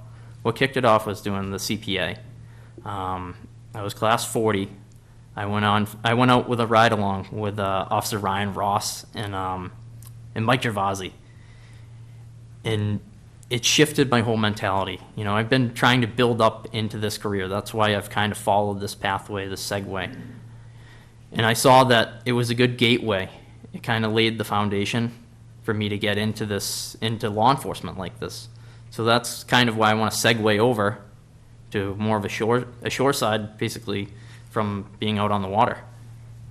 And in that regard, how do you view, and how would you view yourself? You know, when you put that uniform on, you're a leader in this community, a trusted leader in this community. I guess, how do you view that role in the community, and your approach, I think, to serving as a police officer here in Hingham? Well, there's a gigantic amount of trust that's vested into us on the water and on land. You know, you're responding to calls for service for the community, and on the water outside the community, individuals from, you know, the greater Boston area out on their boats. You have a like I said, you have an immense amount of trust that is vested into you, and you have to uphold, a total level of professionalism on the water and on land. And basically, law enforcement as a whole, as we know, has come from, it used to be like a job. Now it is a true profession where you have to be extremely educated. And that continues on through, whether you have a degree, continuing on through a police academy with continuing training. So I'm not sure if that really touches on your answer, but I hope it does. Appreciate that. Do we ask your third question, or do you want to come back to it? You had one more? What do you think are the three most important qualities for a Hingham police officer? Three most important qualities. Number one is honesty. That's across the board. You have to be totally honest. Without that, if there's any doubt in honesty within an officer, there's a collapse within the department. There's almost an untrust. And that basically segues into, a community hears of that, and then the community loses that trust within the department. Along with that, you have to have a strong line of communicative skills. You have to be able to de-escalate situations. I've done this on the water. You have to be able to talk down, a heated argument, or you have to be able to convey a message to someone. Very simple, so that they can understand in a time of stress. And also empathy. You have to walk a mile in some of these people's shoes.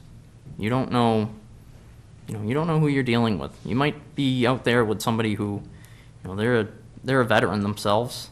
They've had a rough past. You have to walk a mile in their shoes and see how they see life. So go into every call with a bit of patience and empathy for the person that you're dealing with. Great. Well, we've asked you a lot of questions. I wonder if you have anything more that you'd like to share with us before we let you go tonight. I do not. I'm sorry for knocking over. Duly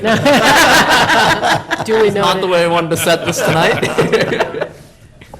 Well, Jake, we really appreciate your time this evening. Thank you. And Thank you. again, Thank thank you you for having for taking the time to put together these appreciate it. written Thank materials. you. Good job. Thank you, Keon. Thanks. Jake, thank you. Thank you. Thank you. Good to meet you. Sorry about that. Really don't worry about it. To protect and serve. Maybe you're gonna get a new one. I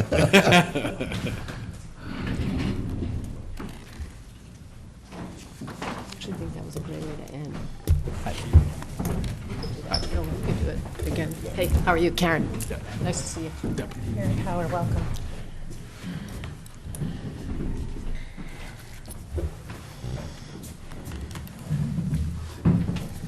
Okay, so as I was telling your colleague, we are the appointing authority for police officers in Hingham, and we appreciate you being with us tonight and taking the time to pull together the written materials that you've provided to us. We are going to each ask you a couple questions that we are going to ask consistently across the candidates. We may have some individual follow-up with you, but we take very seriously our role in appointing police officers, and so we appreciate you taking the time to be with us tonight and to be before the public that you would serve in sharing your answers. So without further ado, my colleague Mary Power will ask you a couple questions to start. Okay. Welcome, and thank you for preparing the materials. They were very helpful for us in terms Great. of getting to know you Great. a little bit. I wondered if you could first please speak to the experiences that you've had that, in your opinion, prepare you to handle the responsibilities of being a Hingham police officer. Okay.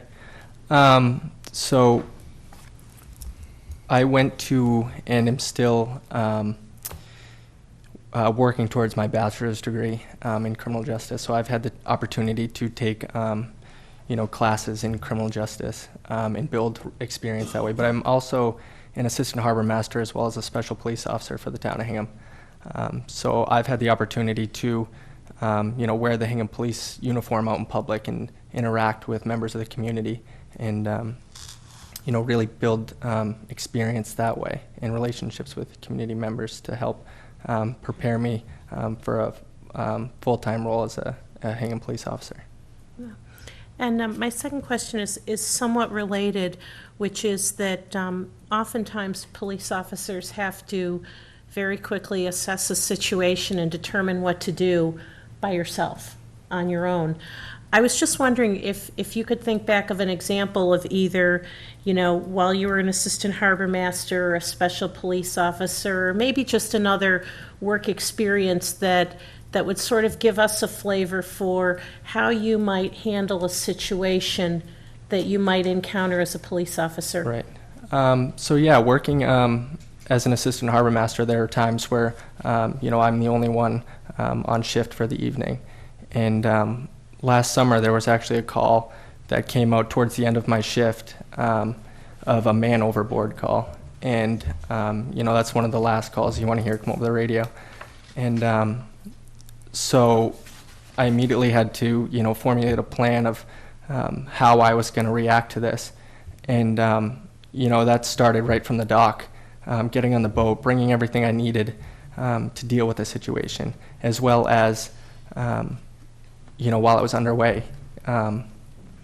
thinking about how I was going to go about this when I arrived on scene and, preparing, being the only one on duty, how I would, go about retrieving this person if I were to come across him. Thank you. Joe? You're not going to ask your third question? We thought it was like kind of a nice wrap-up. Well, not to hold you in suspense, Right. but. I noticed that you are continuing your education at Curry Yes. College. Do you anticipate that would interfere with your ability to be a full-time employee of the Hingham Police Department? No. I would postpone it a little longer so I could, go to the full-time academy as well as, Right. What comes after. But I would ultimately finish my degree in criminal justice. Yeah, and I've heard from the police department that, in fact, it's often the case that people continue their education. Yes. I asked this question before. How would you suggest that the Hingham Police Department improve itself? I know, and I do note that your superior officers are here, and they're doing a great job, but feel free to just make suggestions as to how you think the department might be improved. I would say training. There's never enough training that we can get, especially training in things like, mental disorders or special needs, so that when, we're out on the road and patrolling the town, if we come across certain situations that, involve that would be able to handle it appropriately. Okay. And for my final question, I'm going to ask you to turn the mental health situation around and to focus on yourself and on other officers. Nationwide, there's been a growing trend of police suicides, of mental health concerns, and there's also a perceived stigma among police officers to say anything, to report it. What can we do, meaning the board as well as the department, to address that? Policing is a stressful job, and, everybody handles it differently. But having, support groups and letting officers know that they're open and are talked to if they need. And, me, myself, building relationships with other members in the department and, having a positive attitude and just letting them know, hey, if something's bothering you, I'm always here for you. I'm always here to talk. I think is a great way to deal with that. Great, thank you. Max, your record is really stellar. Your assembling of diverse credentials is really impressive, and I guess one question for me is, you strike me as a young man who has a lot of choices, and I'm curious to know why policing. So, growing up, I went to Hingham High, and I got involved in sports. And, that's where I really started developing core values, respect and leadership. And one of my coaches was actually in the process of becoming a police officer. And so I had the opportunity to speak with him about, his experiences and, really, got me motivated to look more into it. And so that's when I, took an intro to criminal justice class at Curry College. and just instantly fell in love. And so then later on, I became an assistant harbor master to further that. And, it really hardened my decision that this is what I want to do with my career. Great, great. And I'm interested, you put on that uniform and you're a leader in the community. And I guess I'd like you to describe for us what you see as important qualities in leadership, and how, if you can give an example of when you've demonstrated leadership skills, how would you talk about yourself as a leader? Just getting out and interacting with community members, addressing certain problems. It's kind of like community policing. If I were to, walk through downtown Hingham and build relationships with members of the community and speak with business owners, and be very proactive, and try to address problems they may have. And if they don't have any, you're building that relationship with them. I think that's huge with leadership. Great, thank you. And the wrap-up question from the board is, what are the 3 most important qualities, in your opinion, that a Hingham police officer should demonstrate? Someone who is compassionate, someone who is self-motivated, and someone who is detail-oriented. All 3 play a very big part in the qualities a police officer should have. Thank you. Great. So, Max, we've asked you a lot of questions. Is there anything you'd like to share with us before we conclude this evening? I have no further questions. I would just like to thank you all for your time tonight. Great. Thank you. Thank you.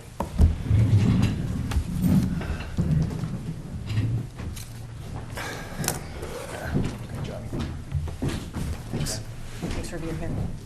Nice to meet you. Oh, okay.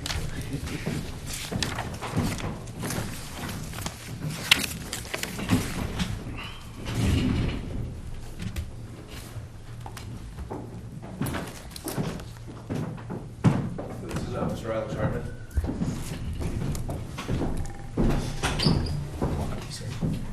How you doing? Joe Fisher. Alex, thanks for being here. Mary Power, welcome. Right over here. We won't make you stand, Alex.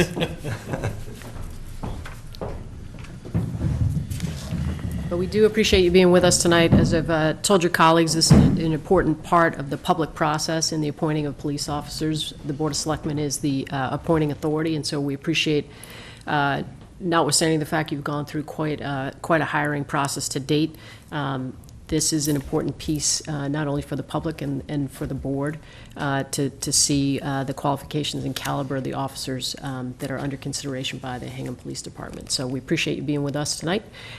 We are going to ask you a couple questions similar to those that we've asked your colleagues, and then give you a chance at the end to follow up with anything that you think we've missed. And we'll begin with some questions from my colleague, Mary Power. Thank you. Mr. Hartman, thank you for being here tonight, and also thank you for your service to our country.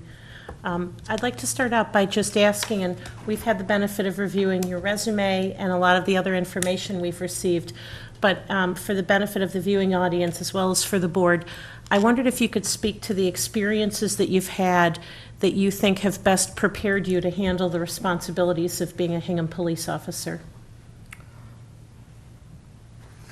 I think that I've had a wide variety of experience, everything from direct combat through owning a business, and understanding not that there's a one-size-fit-all approach to everything, utilizing discretion, measured response, and decision-making under stress, I think is probably the hallmark of what I think you'll see in my file. Mm-hmm. And just as a follow-up to a measured response, particularly under pressure, I'm always struck that police officers often have to respond to a situation when you're on shift, often by yourself. There isn't always time to call on the radio to get some guidance. You have to size up the situation yourself and determine what to do. And I wondered if you could just give the board an example of an experience that maybe you've had doing that would just give us an indication of how you might, respond to a situation that you would encounter as a member of our police force. Yes, ma'am. Don't really like to talk about myself too much, but I'll try to do the best I can here. I've been involved, unfortunately, in several incidents where the job that I was in the military, we were specifically required to work as individuals or extremely small teams. You're typically out very far from friendly forces, and you are completely responsible for yourself and the members of your team.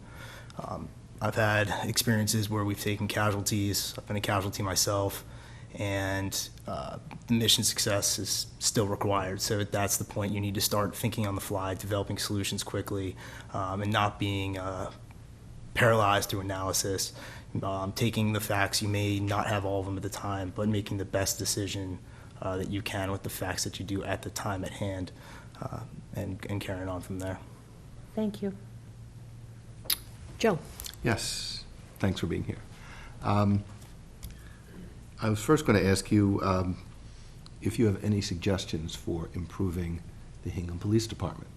And I've noted to the other applicants that your superior officers are here, but you should feel free to make any constructive suggestions that you think would be appropriate for the department.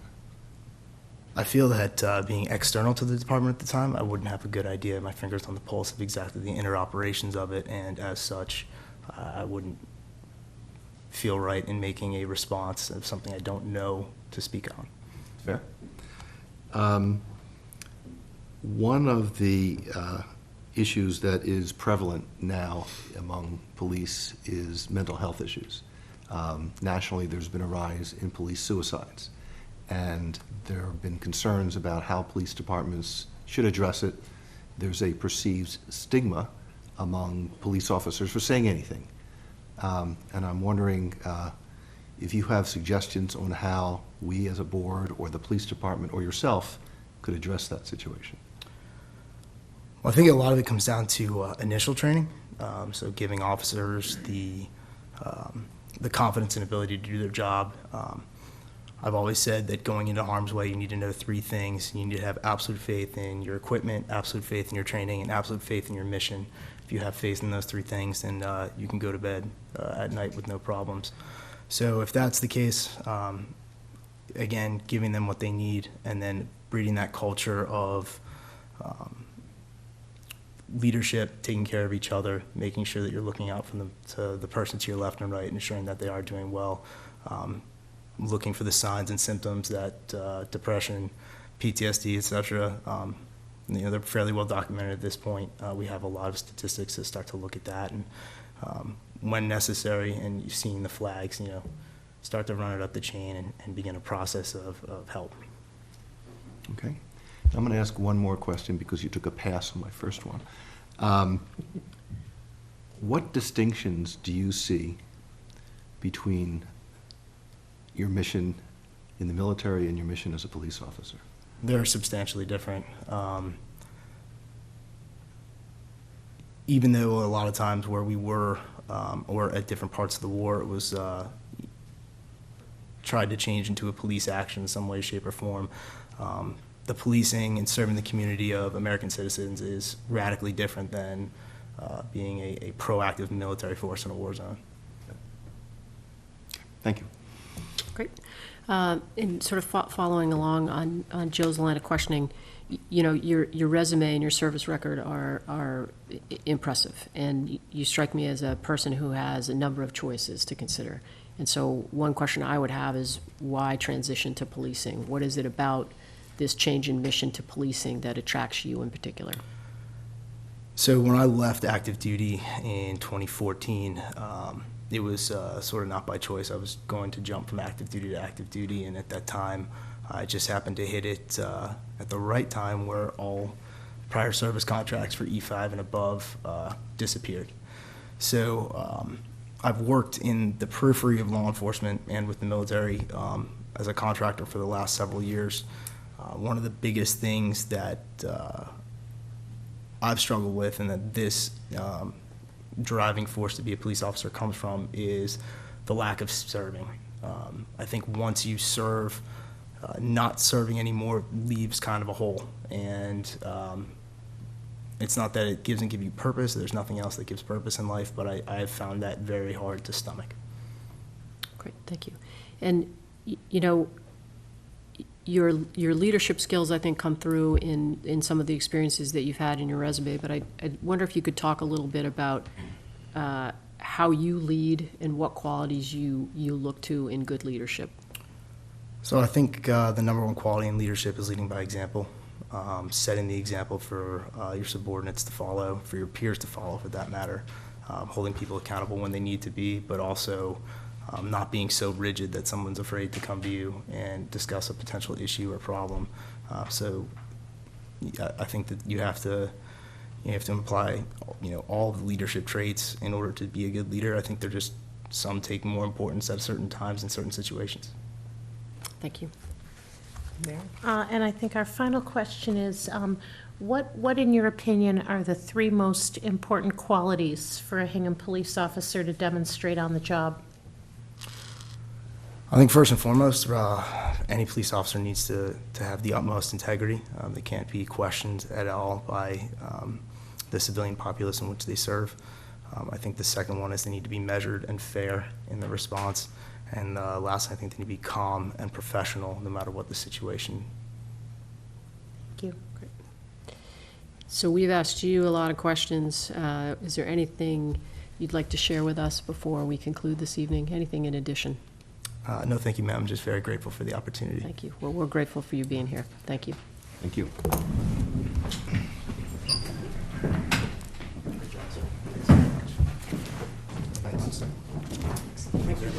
Very nice to meet you. Thank you, ma'am.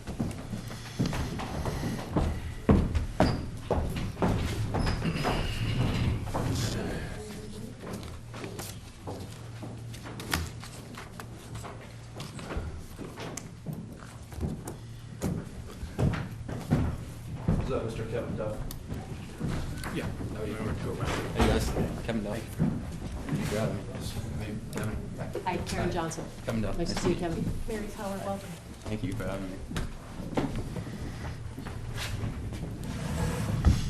Mr. Duff, thanks for joining us tonight. As we've talked with your colleagues about, the Board of Selectmen is the appointing authority for police officers in the town of Hingham.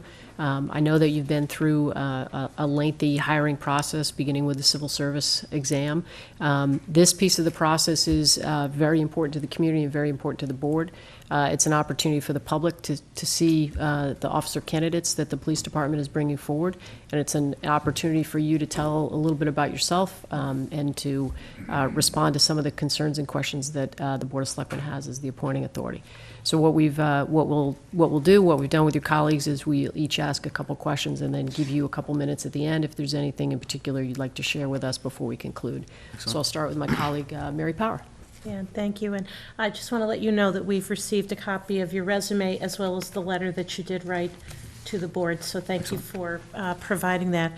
My first question is, could you please talk to us a little bit about the experiences that, in your opinion, have prepared you to handle the responsibilities of being a Hingham police officer? Yeah, sure. At first, I just want to say thank you for having me. Thank you for everyone in here. So my name's Kevin Duff. I graduated Hingham High in 2014. And I graduated Curry College in 2018 in criminal justice and psychology. There's a few things that I've done in my life to prepare me for this moment. During my work at Curry, I was an RA, resident assistant. I had to help my fellow RAs and my community directors build a community for the first-year students. I believe that's very important to be a police officer and to work in a town such as Hingham. Another job that I had at Curry was an orientation leader, which was bringing the first-year students into the summer program and getting them ready for the upcoming year. Some things we did with that was communicate well with my partner, which was another orientation leader. We had to communicate with the parents and talk about how we would build community and relationships between the students and the upperclassmen, as long as also with their professors and their teachers and things of that matter.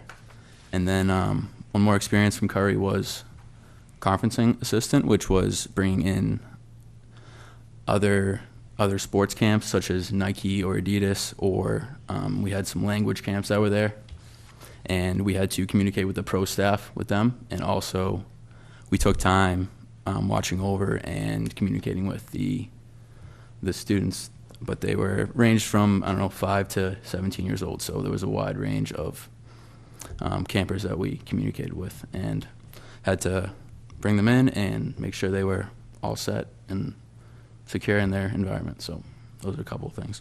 Thank you. And just as a follow-up, you know, as a police officer, oftentimes you have to very quickly assess a situation, determine what to do, and in most cases, you're on your own.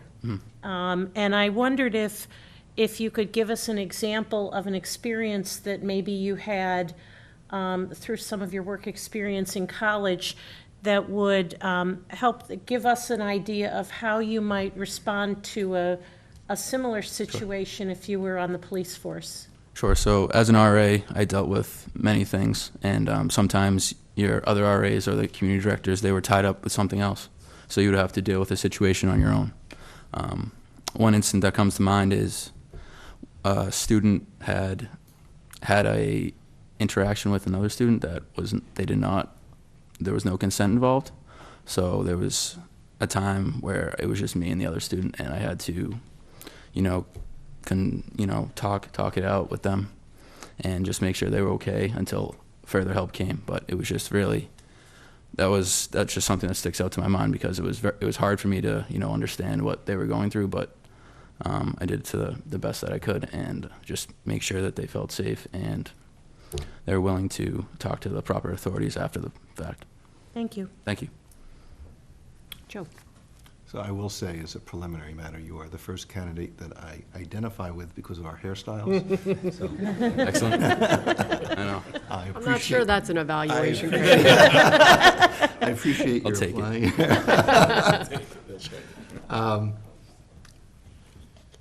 I'm not sure if you have enough experience with the Hingham Police Department to address my first question, which is, are there ways that you would recommend that the Hingham Police Department improve itself? And I recognize that your superior officers are here, but they are welcome to hear. They're looking forward to hearing comments as well.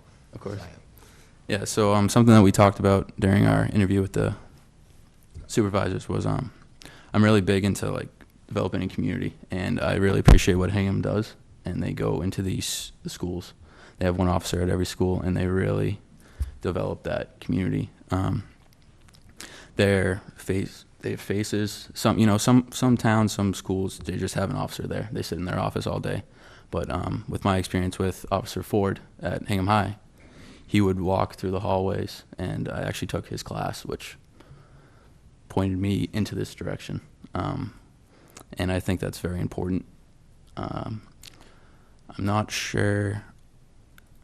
I'm sure there is actually that more things we could develop and to communicate with the students or the younger populations of Hingham to, make it more inclusive and more an environment that they're comfortable interacting with us. The day and age with social media, and the police get a lot of negative attention. And now everyone, if you're 7 years old, you have a phone now. So, everyone's always under the watch. So I think it's important to be able to have integrity with that and to be on your best behavior all around. I think it starts with just being open with the public and communicating with them. So Thank you. thank you. I want to turn to the topic of mental health, specifically the mental health of police officers. It's a concern nationally. The suicide rate among police officers has increased. And I'm wondering if you have any suggestions for the department or for this board or for yourself about how it can be addressed, given the stresses of the job. Yep, so I was a psychology major as well in college, and I actually focused a lot on PTSD in soldiers coming back from war. And I think that is something that can be tied into police officers as well. You go through a traumatic situation. Your family members aren't there for you anymore, and all can spiral very quickly. But something through my research that I've done is just if you're open and honest with your coworkers and your supervisors and your just your whole staff, it's a lot easier to take on something together than by yourself. And I know that through my research as well, and through talking with several soldiers who've had PTSD, they seem to think of it as a weakness, but I don't know. I don't think asking for help is a weakness at all. I think it's, very, very powerful to have someone come up to you and say, hey, could you help me with this? Could you support me on this? But I think we just have to have, openness about everything. And if another officer comes up to you and, he might not even say it directly, but it might be a side comment that it kind of gives you a red flag, and you might have to address it later. But I think just, being there and talking it out would help a lot. Great, thank you. Thank you. Well, Kevin, your resume is impressive. You've had a lot of, a variety of experiences, both in sort of academic leadership positions and most recently now in mechanical engineering. And I guess I'm wondering, you talked about the class you took with Officer Ford as sort of creating an interest in policing, but why now at this juncture of your life? Why is policing an attractive opportunity for you? So I graduated in 2018 from Curry, and I just took a 6 months off, essentially, to try to figure out what I wanted to do. And I knew I wanted to serve somehow. I didn't know if that was going to be through firefighter, EMT, or the military service. But I had taken the civil service back in 2017 or 2018. I'm not quite sure which year it was, but it had always been in my head that I just wanted to serve and be able to support people that need support, and to just build a community. And I think it's a simple answer, but I think it's a good answer. I agree. It's what I feel. I agree. Thank you. And my second question is, how would you describe yourself as a leader, and what do you view as important qualities for leadership? Sure. There's obviously very, very many qualities you can say for that answer, but I think one is, like I've been saying this whole time, is communication. Being able to communicate very well with your peers, being able to talk up and down the chain of command, and that's with your fellow officers and your supervisors, and then et cetera. Another important thing for a leader is to be able to have the backs of your fellow officers. Like I was saying, support when needed, and support in the field and at home as well. Also think it's important to be able to prioritize and execute, to be able to, kind of delegate what needs to be done and make sure that the most important thing is done first. And I think the last point is just excellence, and you have to be able to be almost perfect at everything you do, and you have to be able to admit when you need help, when you're not perfect. But to strive for that excellence, I think, is just a very important thing to do. Thank you. And Mary? And our final question is, what are the three most important qualities, in your opinion, for a Hingham police officer to demonstrate on the job? So going back to, I think it ties into some leadership qualities as well, because, a lot of people talk about communicating with your officers, but you also need to communicate with the public, and being able to relate to the public is extremely important. So relate, I would say, and I'd go back to communication again, just because I think it's that important to be visible, to show yourself, to not just sit in your car all day, not just sit in your cruiser all day, but to actually go out and actively seek people who are just walking around, and just show your face and say hi. So that's number 2. And number 3, I'd say just being open-minded to things that might happen, might arise, but just being able to accept it and move forward, but also to learn from it. Great. Thank you. So we've asked you a lot of questions. Is there anything you'd like to leave us with this evening? I'd just like to say thank you very much for having me. whatever happens, it's a great process, and really, I've learned a lot from it. Great. And I would just like to thank you. Well, thanks for being here. Thanks very much. I really appreciate it. Thanks for your time, Kevin. Thank you very much. Thank you. Nice to meet you.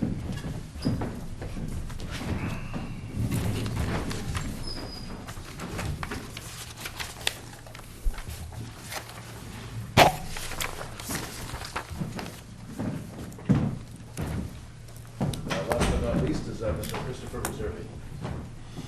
It's common saying they save the best for last. Coming in. Joe Fisher. Hi. Nice to meet you. I'm Chris Thanks for Meservey. being here. Thanks, Chris Meservey. Welcome, Mary Powell. Karen Jones. Nice to meet you.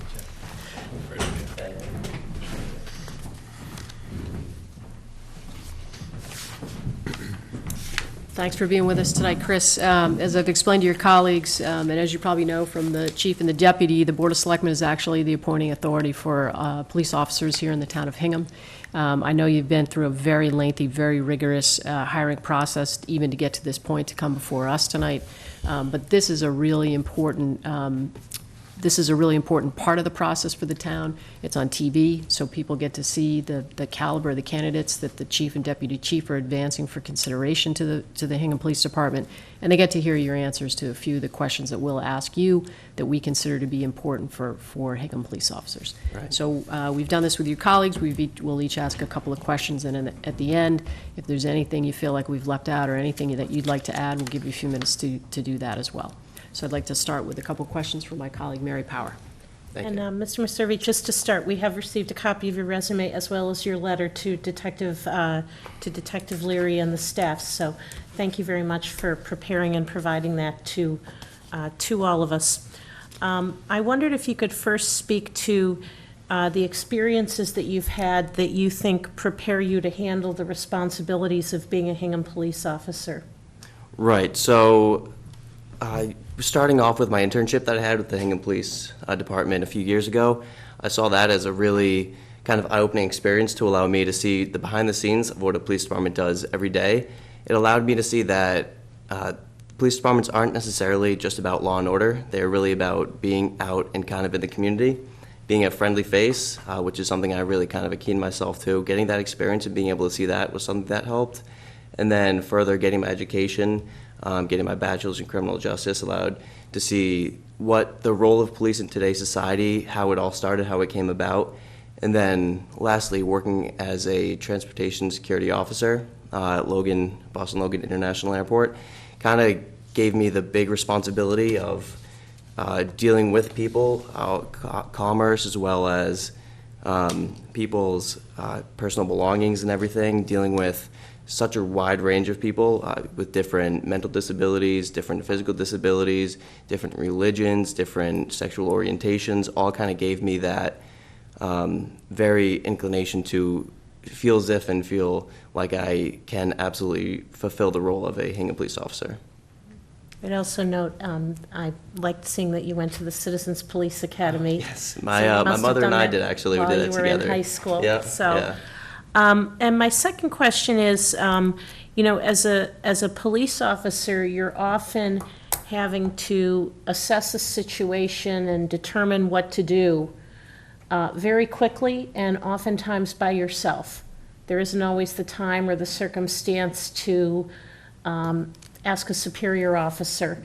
And I was just wondering if you could think back on some of the experiences you've had and whether there's an example of a time when you had to, size something up, take action pretty quickly and independently that could just give us a little bit of insight into how you might approach those situations on the job. Of course. So I think one of a good example would be a few months ago while I was at work, there was a slight bomb scare. And the airport, it's a tough one. And at the airport, everyone's already very stressed. They're having a difficult time with what's going on. A lot of people are first-time flyers. They don't really know what to do. And then add on top of that, a potential bomb threat. People are freaking out. There's families coming in and out, and young children and everything. And the look on the parents' face, along with the parents not really knowing what to do or where to lead their kids. Something that I saw as a perfect opportunity to kind of step up and allow for myself to fulfill that role, to be that person where people can go to and ask, hey, what am I doing? Where am I going? What's going on? And so when that happened, I recall I was working at the terminal, and when we received information of this and that we were going to kind of evacuate, I took as many people as I could. We kind of had them walk across the street to a different terminal so they could still kind of get through security. And being able to communicate with these people effectively and get them across the street and kind of give them a clue as to what was going on and why we were all of a sudden, state police were showing up and all kinds of gear and whatnot. Give them the idea as to what is going on, and we do have it under control and everything is being taken care of, would probably be the best example I could give you of that. Thank you. Joe? Yes.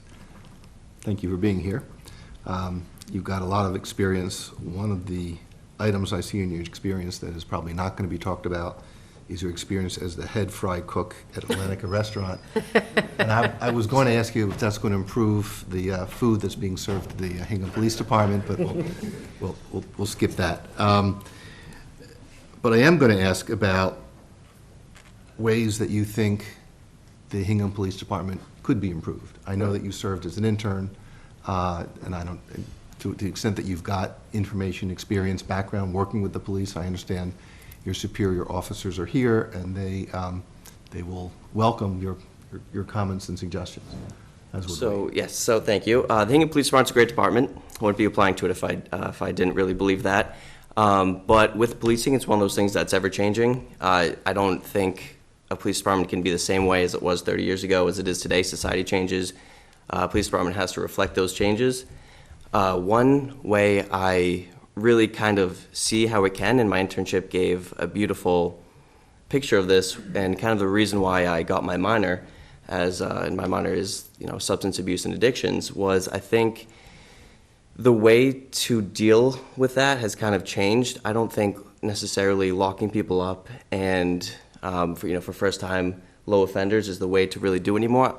From what I've studied, from what I've seen, from people I've talked to and interviewed, having them kind of entrenched in the community and kind of bring a more community approach to the situation, changing their environment, changing who they talk to, and kind of try to bring them out of what they're used to would be a huge and very impactful way to help bring the department kind of up to speed on substance abuse and addiction in the town and really within the state as well. Thank you. I want to turn to the topic of mental health, and specifically officer mental health. It's an issue that's being raised nationally. The suicide rate among police officers has increased, and there is often a perceived stigma for police officers to say anything, to talk to someone about it. And I'm wondering what suggestions you would have for this board, for the department, or for yourself in terms of the way to deal with the stresses of the job. So personally, when I get stressed or when I've had a tough day at work or whatnot, I like to go to the gym and whatnot, but that doesn't work for everybody. I think an open communication between officers, between superiors, between even really a community, that this is a stressful job and there are bad days and there are bad months and there can be certain situations that will last for a very long time with you and can be kind of very difficult to deal with because you are on the front lines every day and you're responding to people in distress and people are calling you when they're at their most critical moment. So what I would do is just kind of try and have a more open of a communication between superiors, the community, this is a stressful job, and try to break that stigma that you don't have to hide behind closed doors as much. Just try and have a complete openness to the subject because it's not really something that if you just kind of brush under the rug is really going to be dealt with effectively. Thank you. So Chris, as Mary said, we spent some time with the written materials that you provided to us, as well as some of the information that the chief and deputy provided to us. You're got a strong academic background. Your professional role at the TSA is, I think, as you suggest, provides you with some great experiences. My question to you is why, at this juncture in your career, you would take this turn to policing in Hingham? Right. So it's kind of arbitrarily said, but when I was in high school and I was kind of deciding what I really wanted to do. I remember just being in my mom's room, we're looking at colleges, where am I going to apply to? She gave me, what do you want to do? And I just kind of sat there for a little bit, just kind of looking around the room. And I remember seeing something I had done when I was 7 years old. What's your favorite food? What's your favorite subject? What's something you want to be when you grow up? And police officer is one of them. It was the answer for what do I want to be when I grow up. And then it really got me thinking, what do I love to do? What can't I see myself doing? And what I can't see myself doing is being in an office, being behind a desk all day, being kind of shuttered by the inside. I like being out. I like talking to people. I like being shown in the community. I like being a friendly face that people can walk up to and talk to, whether it be about a certain law, whether it be about, hey, this happened, what do I do? I think being someone who can show up when people are in distress. I have very strong communication skills, and I can really take people down. De-escalation techniques is something that I've always been very capable of having, and I think bringing that and everything that I have experienced too has really led me down the hole of really wanting this role of being a Hingham police officer. Great. And so, let's assume you're successful, you put that uniform on, to me, that marks you as a leader in this community. And I'd like to understand from you, how you see yourself as a leader, what qualities would define you as a leader. So, like I said before, I have very strong communication skills. I don't see being a police officer as being strictly necessarily law and order today. I see them as someone the community as a whole can go to, like I said, where they have a question about anything. I do firmly believe that that is part of the ever-changing police officer and role of a department, and being able to put that uniform on and being that person that people go to and talk to and look forward, hopefully, to seeing is something that would be incredibly fulfilling. Thank you. And our last question is, what are the 3 most important qualities that a Hingham police officer should demonstrate on the job? So I've thought about this question a lot. I remember reading the paper, actually, last time they were doing the hiring, looking at those answers and trying to really think about what 3 aspects or what 3 roles or what 3 qualities a Hingham police officer should have. And the 3 that I keep coming back to are leadership, integrity, and civility. Thank you. Very good. So we've asked you a lot of questions. Is there anything that you'd like to leave us with before we conclude this evening? No, not that I can think of off the top of my head. Thank you. Great. Well, we appreciate your time Thank you so tonight. much, guys. Thanks. Appreciate it. Thank you to you guys as well.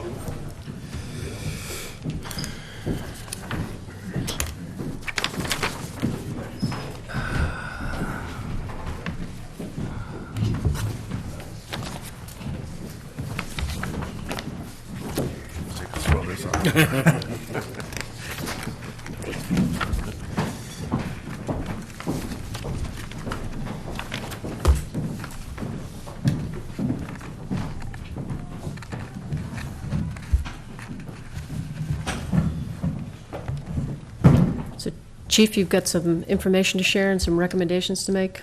Yes. As I said in the beginning of my presentation here, this has been a long process, and it's actually been a progress in work, I think, as we've moved forward. When we met as the Administrative Review Board to review all of the interviews and the panels, and we put all our 4 minds together, we were looking at hiring 3 people. And we started a long discussion of who the 3 people are that we're going to hire. And, a lot of thought was going around about that. And we actually talked to some of the other officers that were involved in the process. And eventually we started thinking, well, we know we need another officer because we were unsuccessful in getting a lateral transfer. And we didn't feel that that's going to pan out. We talked to other chiefs. The lateral transfers aren't really happening for smaller departments. So we started considering the possibility of, well, maybe we could hire 4. We continued our conversations, and we were reminded that as of September 1st, one of our officers is leaving to go to another, she's taking a lateral to another department, and I think it's, she'll be missed, and the subject came up as, well, how about 5 officers? We felt that all the officers that we interviewed tonight were unique. They all had great qualities. And we felt as a board and in consultation with the people involved in the process, we felt that all 5 candidates would be excellent candidates for the Hingham Police Department. So as chief, I'm respectfully making the recommendation to the Board of Selectmen to extend conditional offers of employment to Alexander Hartman, Kevin Duff, Jake Handrahan, Max Goldstein, and Christopher Meservey. Thank you. Thank you. So let me just say a couple things, I guess. And one is that I've had conversations, a couple conversations with you, Chief, and with the deputy and with Tom about, hiring to hire 5, and being very, very concerned that we're not hiring to hire. I think that you all and the town has worked diligently to build a culture of integrity, of trust, of leadership in the Hingham Police Department, and to hire for staffing reasons, I think we all agreed was not a wise move. And I was assured by you and by the deputy that in fact was not the basis for the recommendation to advance 5 candidates to us tonight. So there's that piece. I also just want to make a comment that notwithstanding the fact that we have 5 gentlemen with us tonight, I know that you are committed to diversity in both hiring and promotion, and that would be a tenet that you continue to work through in the Hingham Police Department.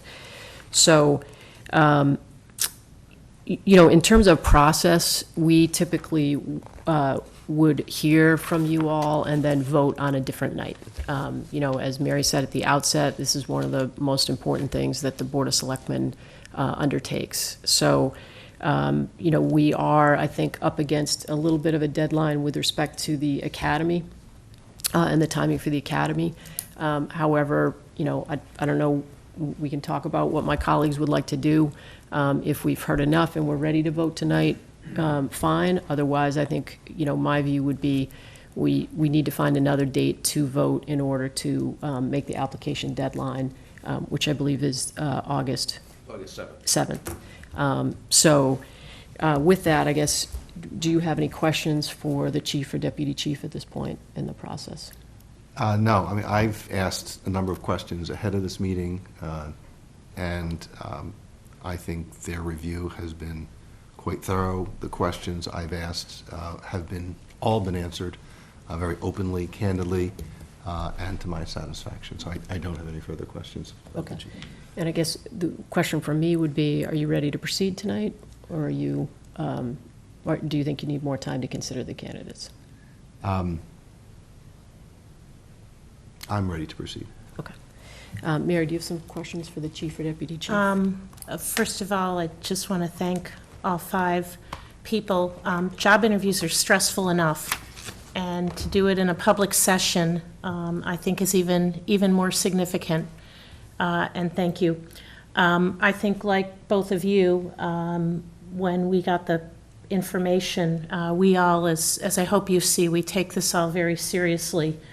And when I learned yesterday that rather than voting on a subsequent night, the goal was to vote this evening, I've literally not worked today to try to get through the information. I appreciate the chief taking time out of his day to speak with me.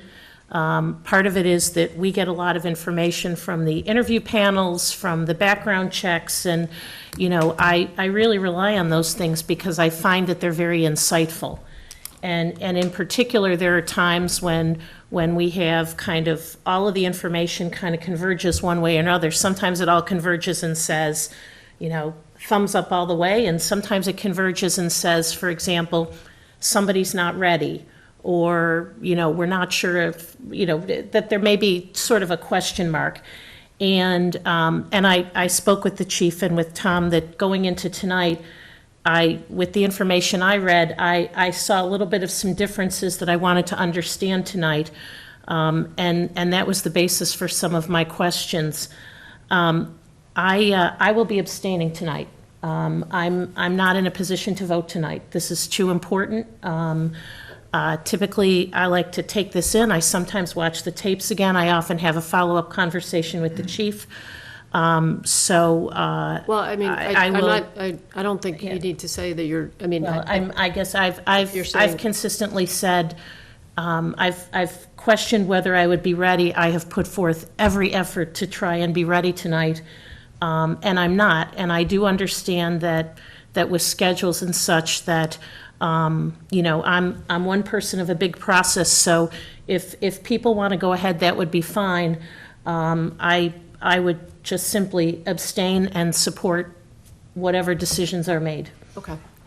I mean, I think, to your point, I think given your schedule, my schedule, Joe's schedule, I did have an opportunity to get on this late last week, so I had a little more runway. So I appreciate the fact that you took the time that you did to get it done as quickly as you did.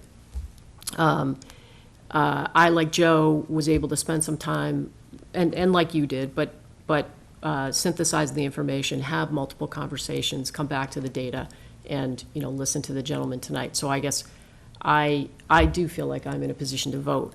Having said that, though, I guess I'd like to talk about that with the three of us, because I guess I never want to feel like any one of us is forced into to make a decision if you're not ready. So if you're truly comfortable with the fact that Joe and I are comfortable and we'll move forward, fine. If you're not, again, I view this as a really significant decision that the board makes. I would think we'd have a couple other opportunities potentially. Like, could we post in time for Thursday, if that would give you enough time? Not for Thursday, but for Friday, certainly. But for Friday, or if you do it next week, I'm not going to be here.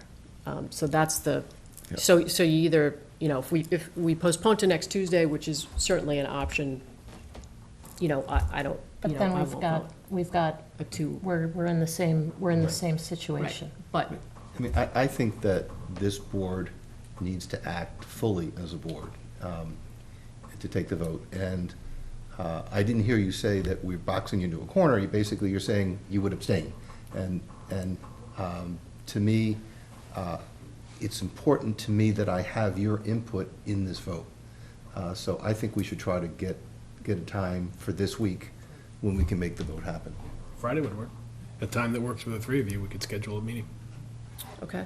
If that's enough time. That's the other Yeah, question. that's the other question, is if, do you think you could be ready by Friday? Yeah, I mean, I think it's clear that you guys are ready to move. I think you've got decisions made in your head, so I don't think that, I think you should just go ahead tonight. I would not be comfortable with that. Because I think we are one board. And to me, I've got a lot of input from the police department, from the candidates. I need the input from the two of you. And that's an invaluable part of this process. So I think if we need a couple more days to facilitate that, I want to make that happen. Okay. Yeah, and I appreciate you being open to us Yes. moving forward, and frankly, if the timing was different and we felt like we needed to act in order to take advantage of the academy, I think that would be a different equation for me. But I think we do have some flexibility there, so as Joe's suggesting, I think we've got some time for the three of us to be able to come together as a board and do it all together. And so I certainly would be amenable to a Friday meeting. Do you think you could make a meeting on Friday? Yeah, At some I mean, You're around Friday, I guess is the, yeah. And we can send some officers to get you if you have. Exactly. I would actually, I would suggest that you go ahead tonight. I would. I would just suggest you go ahead. This is a very public process, and I think we've gotten the recommendations from the chief. We've gotten a lot of input from different things. I think you should just go ahead. But I'm just gonna say that I'm not ready, but I will fully support the decisions. I think you should go ahead. Well, would you be available for a meeting on Friday? I would, but I would appreciate you going ahead tonight. Okay, I don't mean to be weird, but No, I'm sensitive to the very public process in this. Right. And I am sensitive to the fact that the chief and the deputy have made public recommendations, and I think that the board should act on those, and in my capacity, I'm gonna act by not acting, but I think you should go ahead. okay, like I said, I guess from where I sit, and particularly now sitting in the middle seat, I don't ever want any one of us to feel like we're being forced to the table. And so it's just really, really important to me that if you're okay with that and we can move forward. I think you should go ahead. With Joe and I, great, but that's, to Joe's point, it's not my intent to box anybody out of being able to I fully appreciate consider that. the issue that's before us. But I think you should go ahead. Okay. So I guess you're just stuck with me, Joe.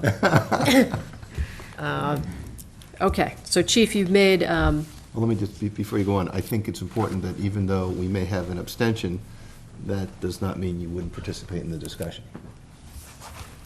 So to the extent we have a discussion about the candidates, we'd like to hear your input, and then ultimately your vote is abstention.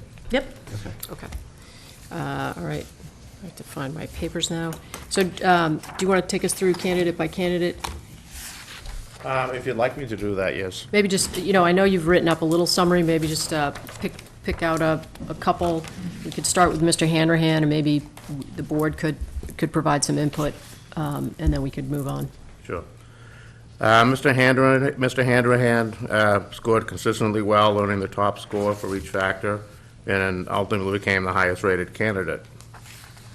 Over the years, where Jake has been working, Mr. Handrahan has been working as a harbor master, we've been able to see his work ethic, his desire for the position, and the commitment to the community impressed the panel.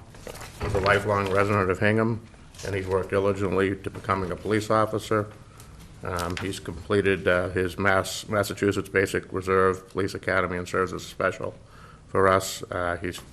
He actually put off interviewing for this job to continue his college education, which I think was a very smart choice on his part to get that education completed. I think he has all the drive and has displayed the characteristics that we're looking for as a police officer. Thank you. Could you comment on how his coworkers have evaluated him, responded to him? Is there anything that stands out to you? They're very happy to have him around. As serving as a special, you sort of serve as the bottom of the totem pole. And Jake sort of gets all the bottom of the bowl assignments. That's what happens to me here. Yeah. He graciously takes them. I get it. Simpatico. He graciously takes them with a smile on his face, and, it's often, over many of the assignments he's done, we've received comments about his professionalism, how well he's done on the job. People are just happy to see him and work with him.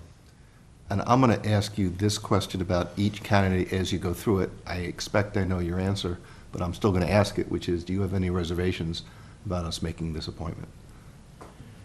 No, I don't, not at all. Thank you.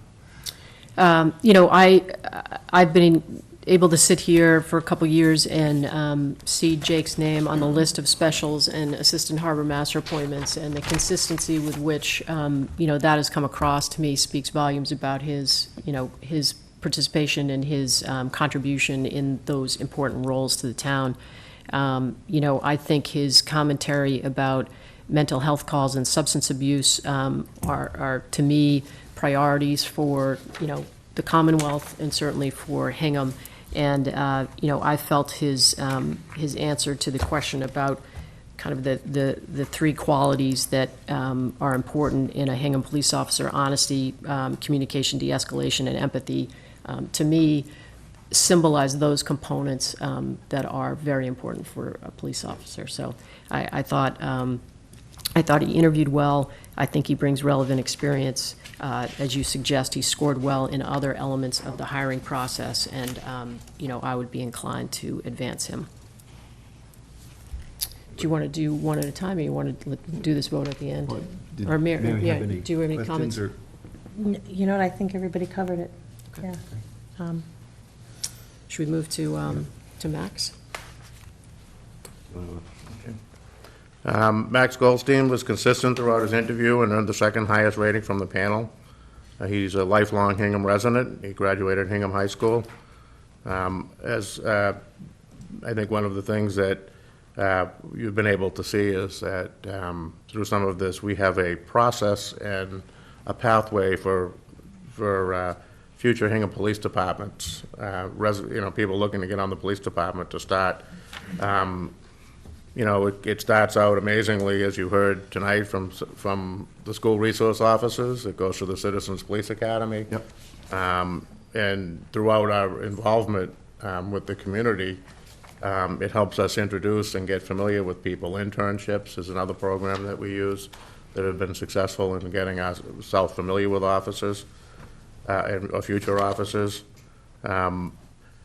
The Harbor Master is another venue that we steer people into because it gives us the opportunity to see how they start out. And when I say the bottom of the boat as a Harbor Master, I think their first assignment is the pump-out boat. So, I think that shows you that they work their way up to finally becoming a special police officer and taking on more responsibility in the Hingham Harbor. And I think we have a great group of Harbor Masters out there. They all work well with the officers. We have a good working relationship with them. As a special police officer, they also interact with the department and they get to know the officers. I think Max is appreciated and respected amongst the officers. I never hear anything bad about him. He's taken the steps he needs to show us that he's could be a future valuable member of the police department. He is getting himself back in school, which I think is a great thing. I myself took a certain amount of time to get my degree as well. I took a different path getting onto this job at a young age of 22, so I can appreciate that we all have different paths to getting here. It's not always, it isn't the same for everyone. I think Max has been following his steps. He's also served in the community as volunteer for Special Olympics. He's done a lot of touch-a-truck events and different community events for the public as a special police officer and as a Harbor Master. So I think I'm looking forward to his transitioning to becoming a police officer. I noticed from your comments that this is someone that you've known for a long time, since you were sergeant. Is that correct? That's my memory's going now, I hate to tell you, but yeah, probably not a sergeant, no. But the comments, I've known Goldstein on a professional level for a few years, since I was promoted to sergeant. Your comments say. Can I refresh your recollection? So let me refresh your recollection there. You're becoming an attorney now. I am, and in part because, you know, someone who's known a candidate for such a long period of time, I look to you for the experience of having dealt with him, seen him in various situations, and it sounds like you're very comfortable with his actions. Yes, I am. And do you have any reservations with us making this appointment? No, I don't. Mary, sorry, I skipped over you last time. No, I just, I think Mr. Goldstein understands through a lot of his experience the concept of community policing.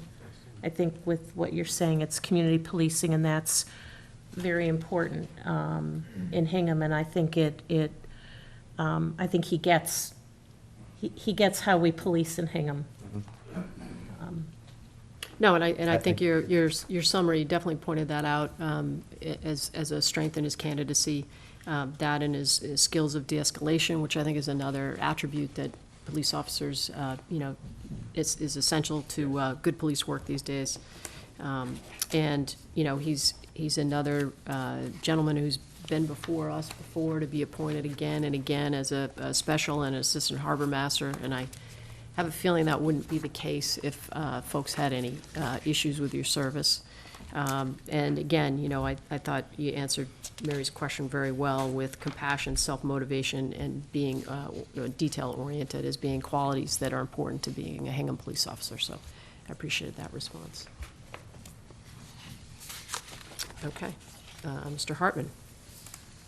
Mr. Hartman's been a Hingham resident since 1998, and I guess I may even remember him as I was a patrolman, so not on a bad basis. I just knew he was somebody that lived in town. You knew where he was. I think he had a brother, yeah. He served for 7 years in the Marine Corps. He's currently, he mentioned that he's involved in business since he's been out of the Marine Corps. Much of his training in the military and is at the rank of sergeant, goes towards leadership skills and ability. I think his military career, he's clearly developed the skills to work well under a stressful situation. His background has equipped him with the ability to work with other agencies in order to accomplish a common goal. He often talked about the fact that when you're serving in the military, you're working with many different agencies, sometimes from foreign countries, sometimes there's some language barriers. But as most military people, I think they have a mission, and that mission comes first. And I think he's very service-driven. He has a desire to continue service in the community. During the interviewing process, he talked about, working towards that continued service and what service remaining. I think that's a dedication that goes beyond reproach. When someone says like that, and we heard this with several others, there's a calling for people that want to be involved in community service. And this is probably the next logical step for him to do that. And I think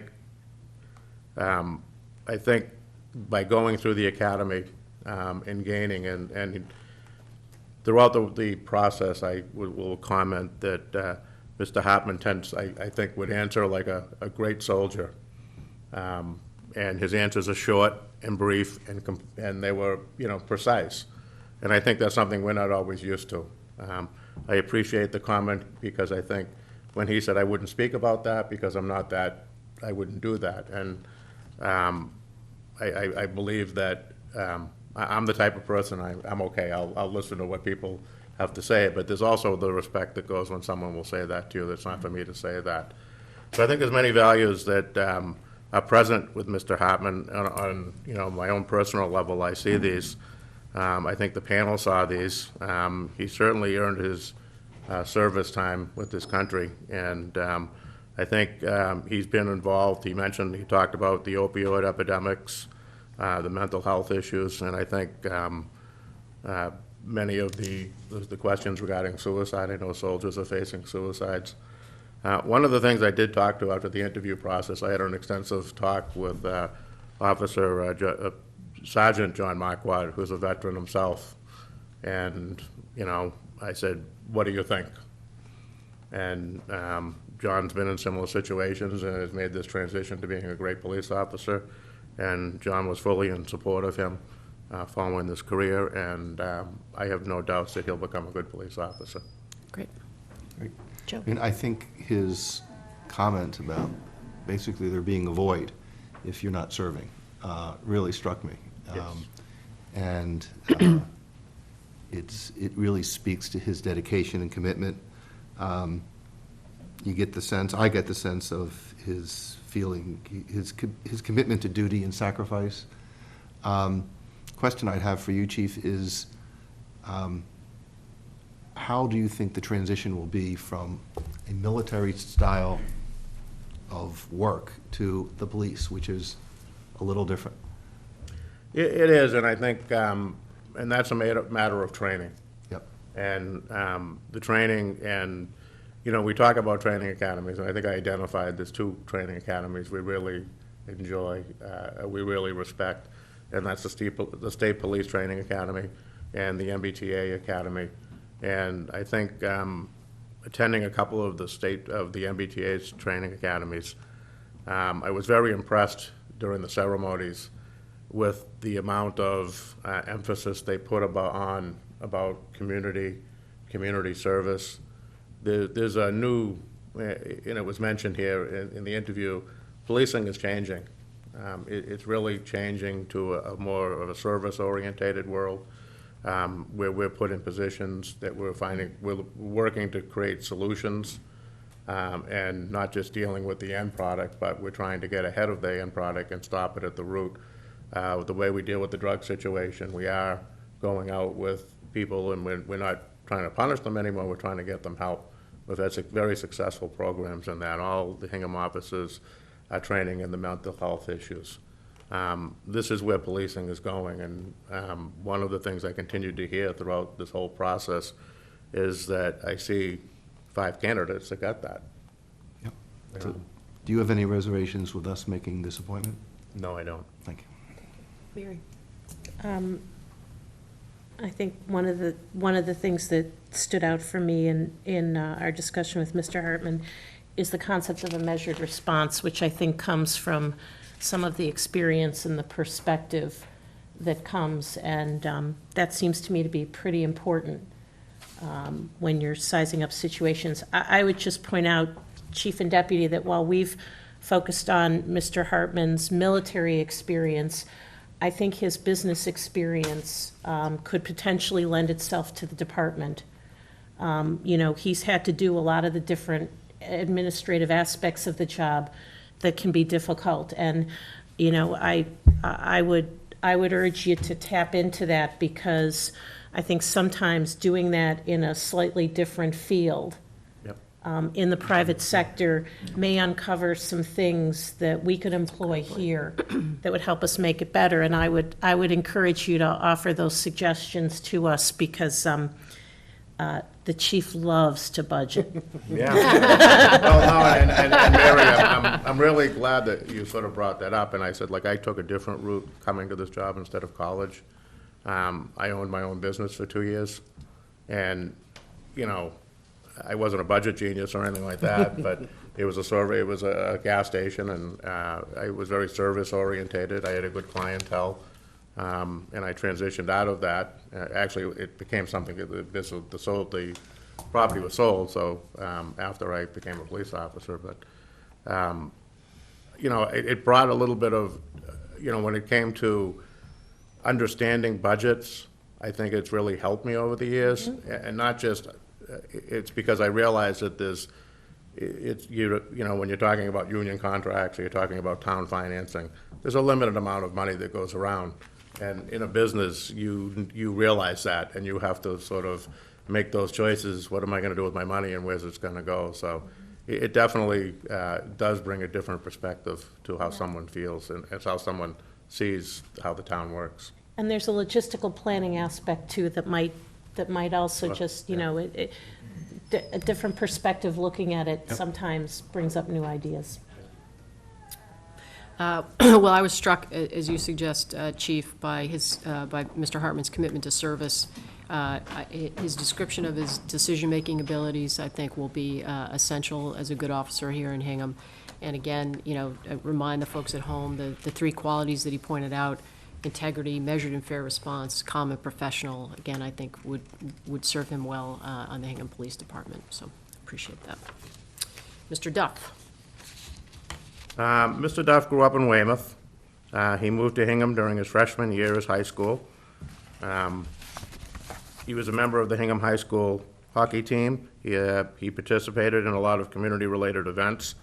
I know the hockey team is always out there doing certain projects throughout that I've seen. I never had them rake my lawn, though, but I think that was one of the things that they used to do. That might have been a mistake.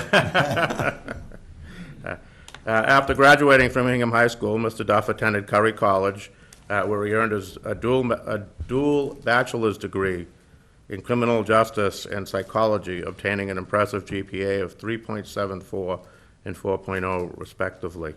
And I think while at Curry, I think that it shows that because of the different responsibilities that he was given there, being an RA and serving on many of the other summer programs and stuff like that, I know putting a daughter through college, you encourage your children to get involved in what the college is doing.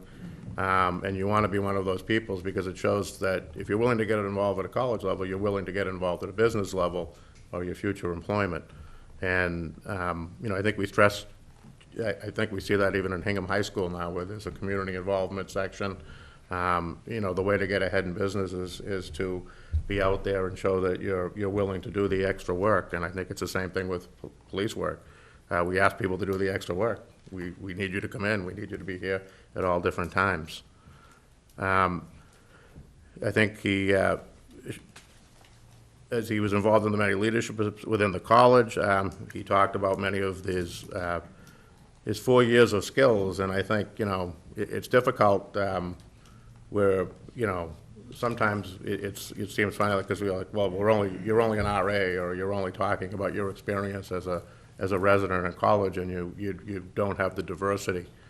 And in some senses that's true, but I think as an RA you end up in a lot of different situations that are generally a little bit messy.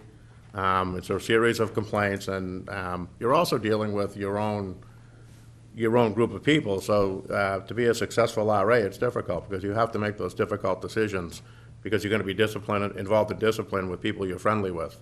And a lot of times you're going to be the one that has to mitigate the party problems or the problems that occur. And I sort of, the example he gave, I think, sounded like it, with the wording he was using, it was a rather serious problem that he definitely seemed to have taken and brought it up to another level where I'm sure it belonged. And that was a good example. And I think the fact that psychology is probably a great field to have as a background as a police officer. I think when he starts talking about some of the fields that he has interest in and he has training in, we saw how when he talked about suicide and different studies that have been going on, he has knowledge of these things. So I think that Kevin has, he also serves as a teaching, he still serves as a teaching assistant at the college, and he teaches, if I'm correct here, the proper techniques for student restraint, which is a way that teachers are taught so that they can restrain students with mental health issues, so that no one gets hurt. That's something that we actually encourage our DARE officers to take, so because where they're in the schools, they'll know how to handle this.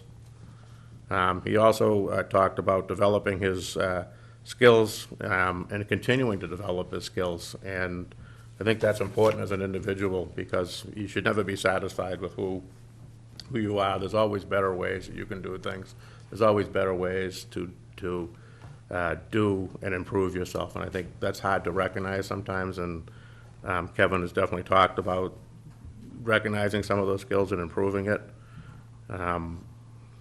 I think he's also talked about working with the Boston engineering firm.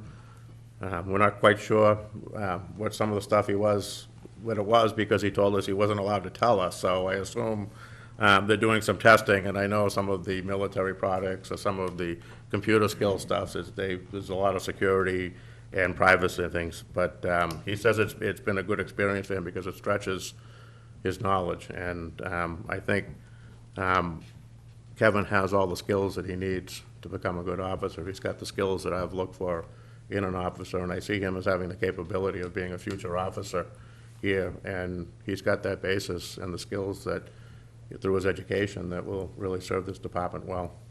So, Chief, I know that he was selected as a candidate in 2018, and then he withdrew in order to complete his education. Yes, he did. Yeah. What was your impression of that? I think I've expressed this on a couple times, and one of our officers just retired, and I'm friendly with him, still friendly with him, and it maybe took me 25 or 30 years, but I finally told him he did the right thing. I thought he was nuts at the time when he did it. And, you know, I've seen the value of having an education and also the value of it's only a year or two. My life is long. I think anyone that makes that decision like that, it's a thought-out decision. The education is important. And, you know, and it's a tough decision because, you know, my logic, I guess it's that, you know, you think about it with sports players. You can get a contract if you skip college, and you say to yourself, you can always go back. And it took me a lot to go back. It took me, you know, 10 to 15 years to finish my degree process because you're doing it part-time and trying to support your children and your family. And so it's difficult. I think it's an admirable thing, and I think it's a commitment to something, which is great. And that's what we want, people that can commit themselves to making themselves better. Yeah, I was very impressed by that decision. Do you have any reservations with us making this appointment? No, I don't.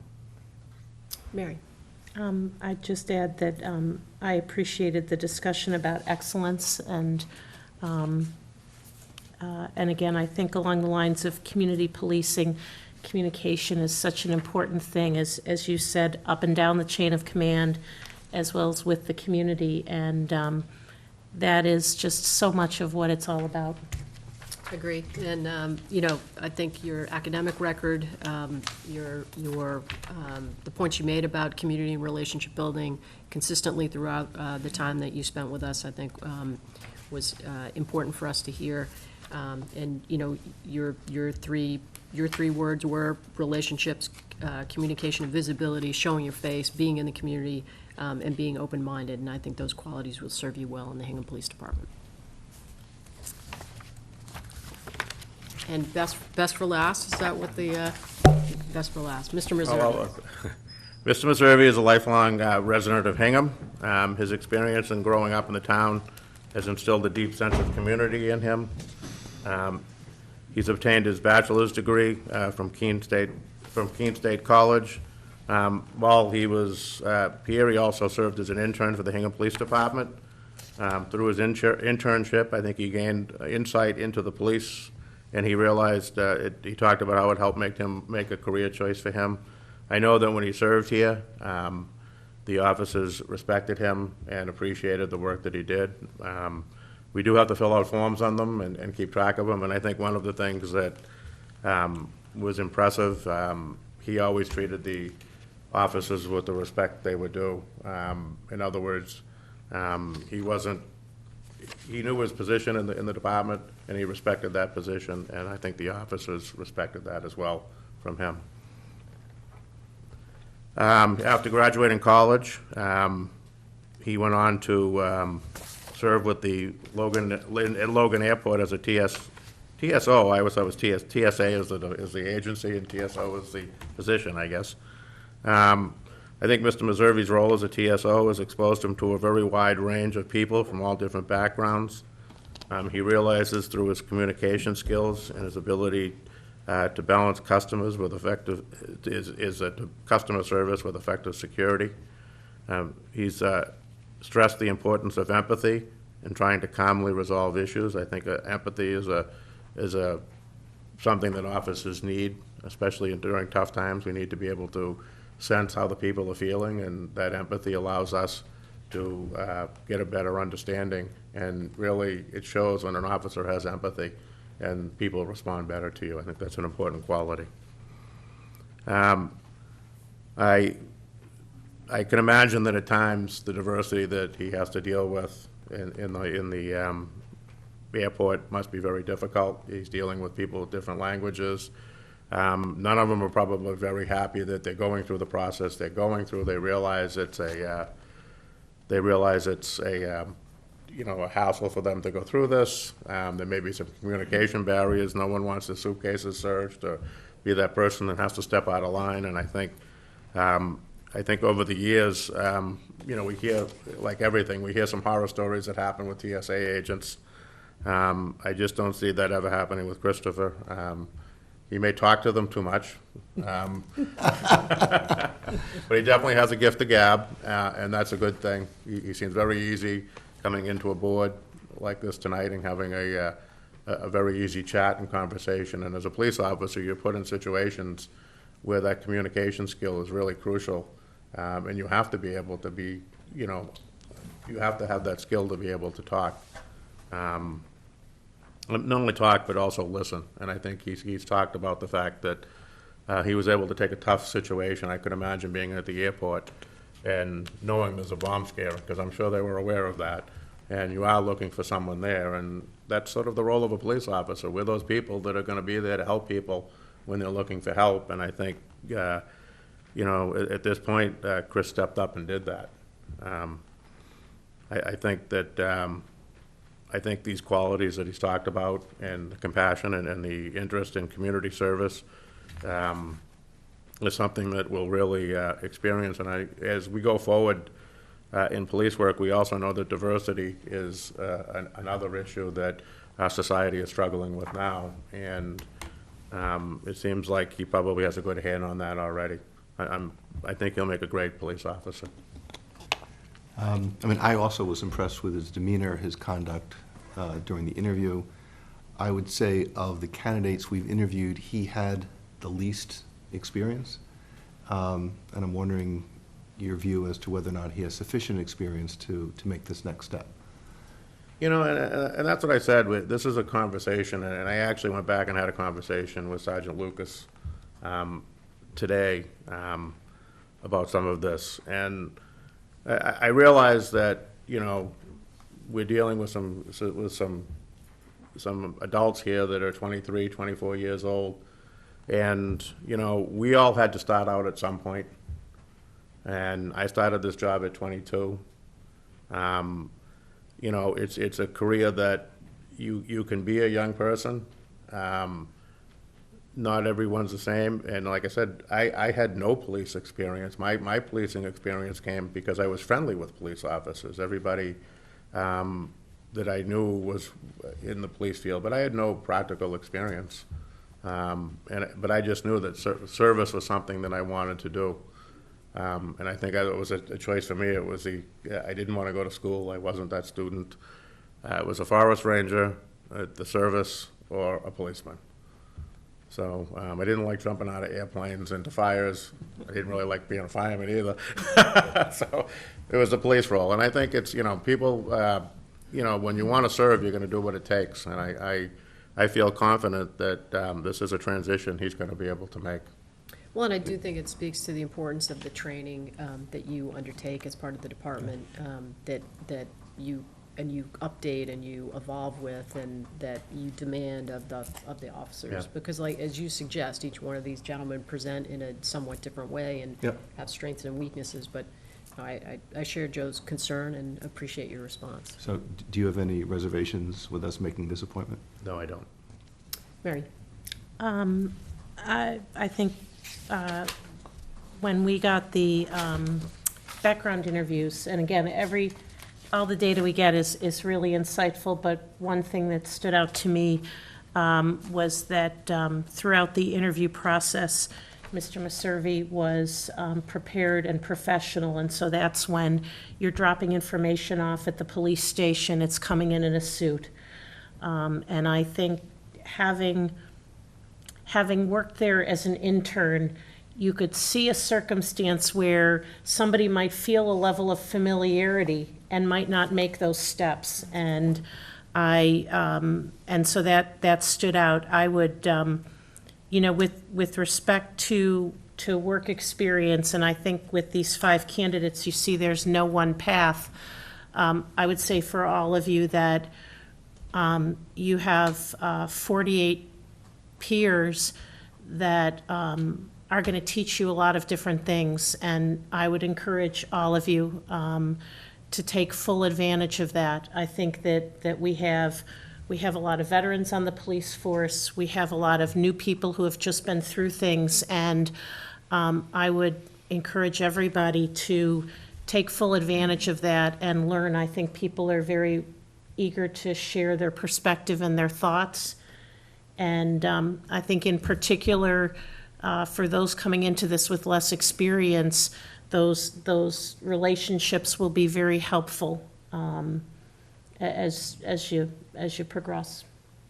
Yeah, I was impressed with our conversation about the evolution of policing, because I do think that the chief and the deputy are trying to position the department to evolve into the future and the future demands of this community and of the Commonwealth. So I think you're right on target in that regard.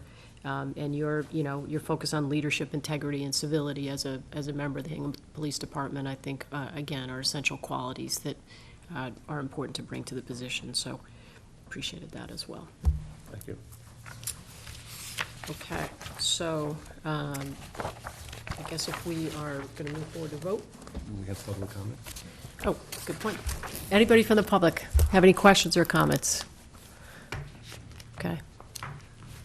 So if not, I would like to make the following motion: to extend a conditional offer of employment to Jake Handrahan, Max Goldstein, Alex Hartman, Kevin Duff, and Christopher Meservey as permanent police officers for the town of Hingham.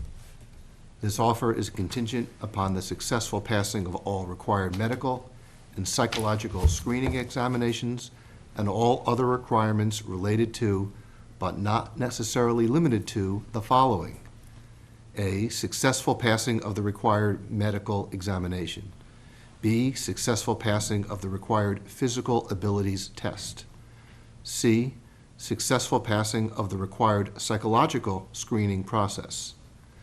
D, successful passing of all other requirements for entrance into the police academy.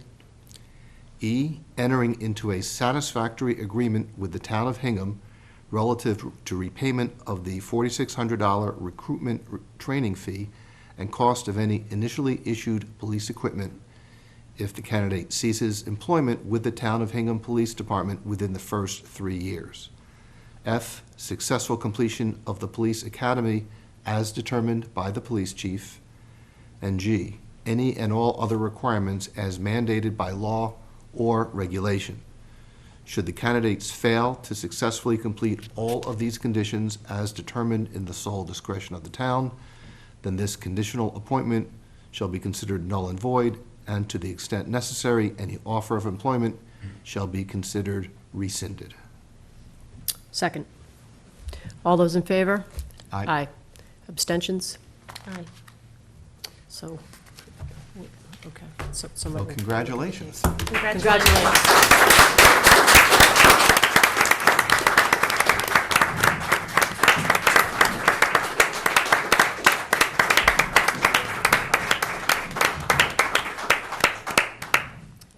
Now the work begins, gentlemen. That's right. Thank you. Congratulations. Thank you all very much. Chief, thank you. Appreciate it. Great job, Chief. Thank you. Thanks, Chief. Well, I know that, Thanks. sorry. I know that took probably longer than folks who are here for some other items anticipated, but good night, gentlemen. Thank you. Good night. Good luck. Thank you. You know, to thoroughly interview 5 police candidates, we got to do our job, and that's what we did. So I appreciate the patience on the other items on the agenda. But we can move now to the Affordable Housing Trust update. I've seen you all here since about 7:30 tonight, so please feel free to join us up here.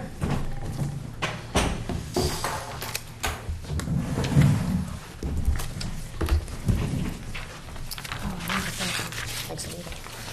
Thank you. Hello. Thank you.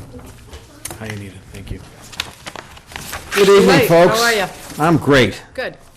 Tim White, Chair of the Affordable Housing Trust. Also, I'd like to recognize our treasurer, Anita Comerford, and also another member of our trust, Kathleen Amonte.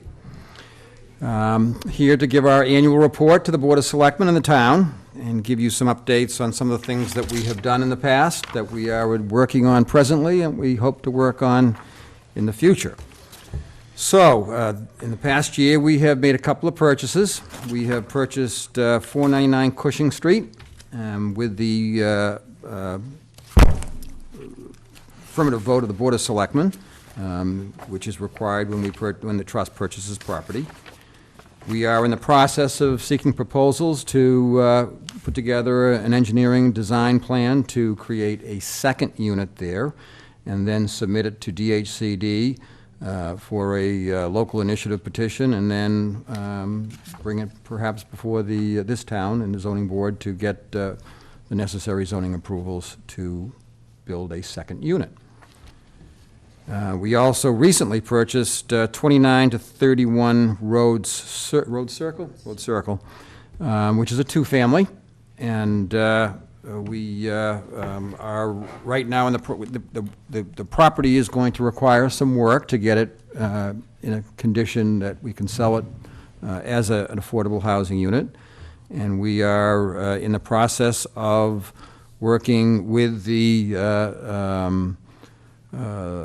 MCI, who actually has a contract with the town to do the necessary work to get it ready for a subsequent sale.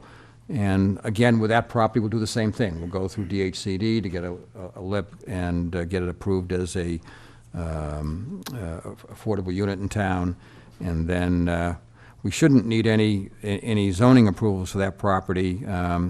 The trust is inclined at this point, as opposed to maintaining it as a rental property, to condominiumize it as two condominium units. And we've had some very preliminary discussions with Town Council Susan Murphy on that. 499 Cushing Street, I should mention too, is that we are currently renting it out. We didn't want to leave it vacant for the entire time that we're going to be hopefully constructing a second unit, and that's working out well. However, it does bring me to the next point, which I will say is, I think, the most significant issue I want to raise with the board tonight, and that is my treasurer to my left has done yeoman's work on our Affordable Housing Trust, and as we continue to purchase properties and get into the rental industry, it becomes more and more work for her. And I think we're at a point where the trust is active enough in this town that we really need a professional to help us out with this. And so we are asking the Board of Selectmen for your support and your assistance in obtaining some professional help to do the treasurer's work. Anita has graciously agreed to stay on until we can find a replacement and to assist in the training of the replacement. So that. Because I'm so good at this job. You are good at it, Anita. She went to law school for a reason. She doesn't do numbers. Here she is doing the numbers. So that, to me, is the most important thing that I wanted to say to you folks tonight. But we also have some other good things going on. As you probably know, we're working on a housing plan for the town, working with a number of the different town agencies, and we're about halfway through that process. And I think that that the process so far has been extremely rewarding. I think a lot of you folks were actually at the public meeting, got some terrific input from a lot of different people, and we expect that this housing plan will be a valuable asset to the town when it's completed. Yep. Next, we have, let's see, I want to let you know that I have reached out to the Hingham Housing Authority to see if we can do a little collaborating on some conversation about what we might do with the Selectmen's parcel. And I'm hoping that we can work together with the Housing Authority. We've got a new board down there. We've got the executive director. I've had prior conversations with her, and she seems to be interested in working with us as well. So I'm hoping that we will be able to do some more significant collaboration, as we well should, because we certainly are looking at doing the same thing, and that is not only maintaining the affordable housing we have in town, but creating additional housing, which is so desperately needed. And then Lincoln School Apartments. As you know, we're in charge of Lincoln School Apartments, and Kathleen is our representative. We had Dave Ellison from the committee in our last meeting, and he gave us a terrific update. And as you probably know, we're looking at replacing the windows there, a significant expense, and that he indicated there are some additional repairs that are going to be necessary as we go forward. But one thing that we are still we're very interested in doing is finding a way to expand Lincoln School Apartments. Right now we have one elevator, And Joe Fisher, who now is on our trust as well, raised it at the last meeting, like, what happens when something goes wrong and you only have one elevator, it's out of order, and You've got a senior demographic there. you've got a Been senior there, done demographic that. and your Yeah, firefighters carrying folks down the hallway. So that's going to become, I think, a priority going forward, and to see what we can do with that. Other than that, I don't think I have anything else to add, other than to turn it over to my treasurer to give our financial report. So our warrant article that established our trust requires that at the end of fiscal year that we give you an annual summary. So you're gonna be horrifically disappointed by the paper I just gave you, because that's just our most recent treasurer's report. We made a conscious decision to defer doing our annual summary until I get a new treasurer on board, because I think it took me like 3 years to figure out how to do it. And so we could probably short circuit that learning curve for the next person if we defer that for at least another month and work with a new person who comes on board. So, but what you do have in front of you is just the status of our trust right now. And we have a total of about $254,787 in our account. And we have some funds that were given to us at this annual meeting, which traditionally we don't get until the end of the year. So that does not include that amount that was recently granted, which was $384,000, I believe. So that will show up eventually. And then we'll spend it as soon as it gets put into our account, because this trust is very, very good at taking the money that we get and turning it right back into the community and reinvesting it in the town of Hingham. So it won't sit there for very long. But the interesting thing about this is on the back side of the report, we are also responsible for accounting for the Lincoln School funds. And there are times you can see that in May, when at the beginning of this particular reporting period, they were in the hole. They borrow money from the trust to pay their debts, and by the end of this reporting period, they were back in the black again, up $85,000. So that's what makes accounting for this particular trust a little more interesting and difficult, is that we have to balance the needs of the Lincoln School with all the other trust activities that we do, and it sometimes gets to be a little confusing. But the best thing we have going for us is Sue Nickerson is on our team, and she doesn't let us screw it up. So. She doesn't let us screw it up either, so Yeah. thank God. So that's all I wanted to say. We'll get you that annual summary, and I apologize that we don't have it for you right now, but we will get that to you as soon as we have a new person on board that can help us. Thank you. Joe? Well, I would just say, I went to my first meeting of the trust, I guess that was the beginning of this month, or? Yeah, earlier in July. Earlier this month, and I've got to say, this group is exceptional in terms of not only the commitment to the town, but actually producing results. So thank you, and I hope I can contribute. And I would echo your concern that we need, not your request, that we get assistance in the treasurer's role. There's big money here, and we need to make sure it's handled right. And I'll be talking to Tom and see what we can do to make sure you get the appropriate assistance. Terrific. Wonderful. Mary? First, Anita, thank you so much for your service to the Affordable Housing Trust. And sometimes there's certain roles where you're really kind of, rolling up your sleeves and getting in the weeds in a different way, and you've had to do that. And I both appreciate that you've done it, and I concur with my colleagues that this is getting to be a big enough amount of money, and there's some cash flow challenges that I think it's just a good idea for all concerned that we have people who kind of do this for a living, taking care of that. I appreciate I think the timing of the housing plan is really good, considering that we have the master plan going on as well. This kind of feels like the year of a lot of planning, and I think the benefit of having them happen simultaneously is that it's going to give us a really full picture. And I think the groundwork that you're laying with the housing authority about the Selectmen's parcel is just going to play really nicely, that once we get the results of that plan and where we go. I've been struck recently seeing, I don't know if it's just my social media feed, but the state seems to be giving out a lot of big grants for what they're calling workforce housing.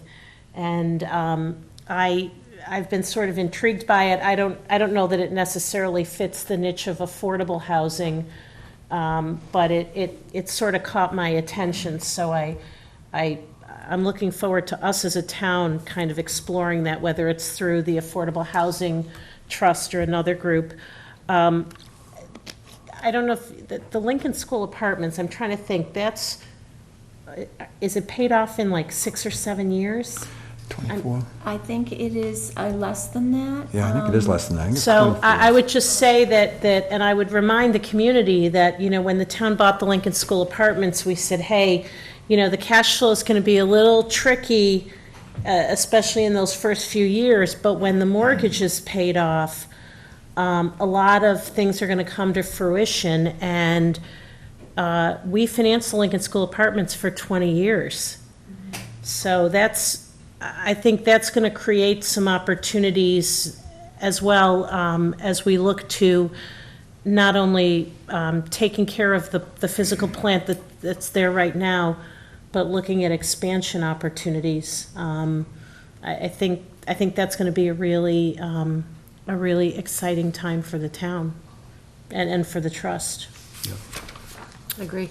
Well, I enjoyed my couple years serving as the liaison to the trust, and so it's nice to see you all here tonight. And I echo Mary and Joe's comments, and I had some preliminary conversations with Tom and with Emily about financial support for the trust at this point in time, and being able to manage the cash flow challenges presented by the Lincoln School Apartments in particular in a way that allows you numbers that you can actually use for planning, because it seems like it sort of gets in the way of the line of sight to what the trust assets really are. So I think that in the near term, we will address that with you.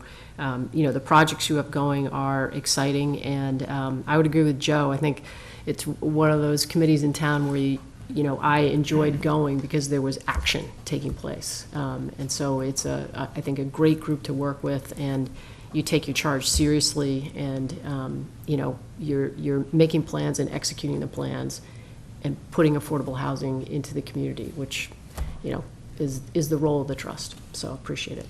Well, we do appreciate the support we've received from this board, especially this board and CPC. CPC has been an outstanding partner with us, town meeting, the town at large. But I'd also be negligent if I didn't mention the assistance we've received from Emily. And I didn't mention when we were talking about the work that we're doing on Road Circle, that she did put in a request for a grant on our behalf. Yep. There's a lot of, it takes a lot of help to create affordable housing in a community as well off as Hingham is. And we are blessed to have a tremendous volunteers on our trust. So I would agree. Great. So are you going to stay up here and talk I'll about stay, this yes. next week? Okay. Nice to see y'all. Anita, thank you. Good to see Thank you. you, Anita.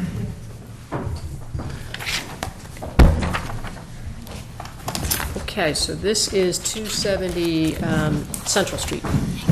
Yes. So Emily or Tim, can you sort of, I'm a little confused as to where we are and what we're doing. So if you could take at least me through it, I'd appreciate it. Happy to. We're here to discuss a notice that the town recently received. You could identify yourself. Sorry, Emily Wentworth, Senior Planner. The town recently received a notice related to a deed-restricted home at 270 Central Street. The notice informs the town that the estate of the original owner intends to sell the property, And the deed restriction provides an option to the town to purchase. In terms of background, this particular home was constructed by South Shore Habitat for Humanity in 1995 on land that was acquired from the town for nominal consideration, $1. While a deed restriction was placed on the property, it unfortunately doesn't comply with current standards established by the Department of Housing and Community Development. So the town in the past has attempted to add the unit to our subsidized housing inventory, and the request has been rejected by DHCD because the deed restriction doesn't have a number of procedural processes and protections that are standard in today's universal deed rider. So in exercising its option to purchase the property, the town, acting through the Affordable Housing Trust, would be able to update the restriction in order to qualify the property for inclusion on the SHI, or Subsidized Housing Inventory, prior to conveyance to another income-eligible household. The Affordable Housing Trust considered the request at the July 17th meeting and voted to acquire the home if the Selectmen authorize it to do so. The purchase price, based on the formula in the current restriction, would be $118,241.19. Since we received notice, I will just note a minor complication. We learned over the weekend that a relative of the original owner would potentially be interested in acquiring the home. He also represented that he meets the income qualifications specified in the current restriction, which Habitat for Humanity under the current restriction would be responsible for verifying. So you have another option before you now to release your option to purchase the property. The estate could then convey the unit to him. If this is something that the board would like to consider, I wouldn't necessarily recommend that you do so this evening because we only have a verbal representation at this point about income qualifications, and we don't know whether or not he would qualify for a mortgage.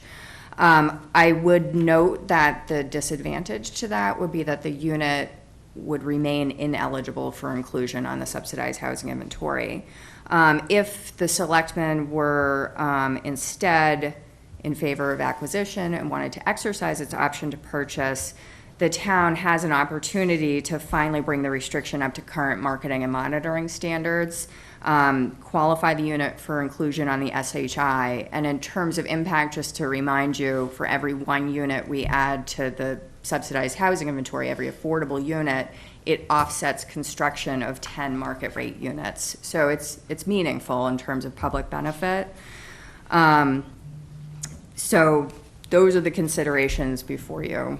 So this is a dumb question, but could we condition our lease on the inclusion of the SHI protocols in a new deed?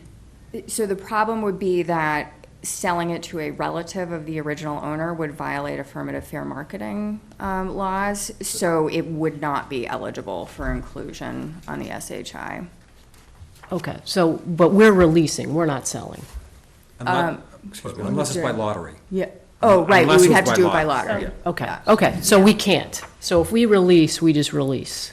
We can't our release can't be conditioned. It could be a condition, but it's not going to put it on the... Correct. So we can add conditions, but those conditions will not be sufficient to grant it, to put it onto the SHI. Okay. But if we, to just follow along with that, then let's say that the town did exercise its right, it complies, we could then have a lottery.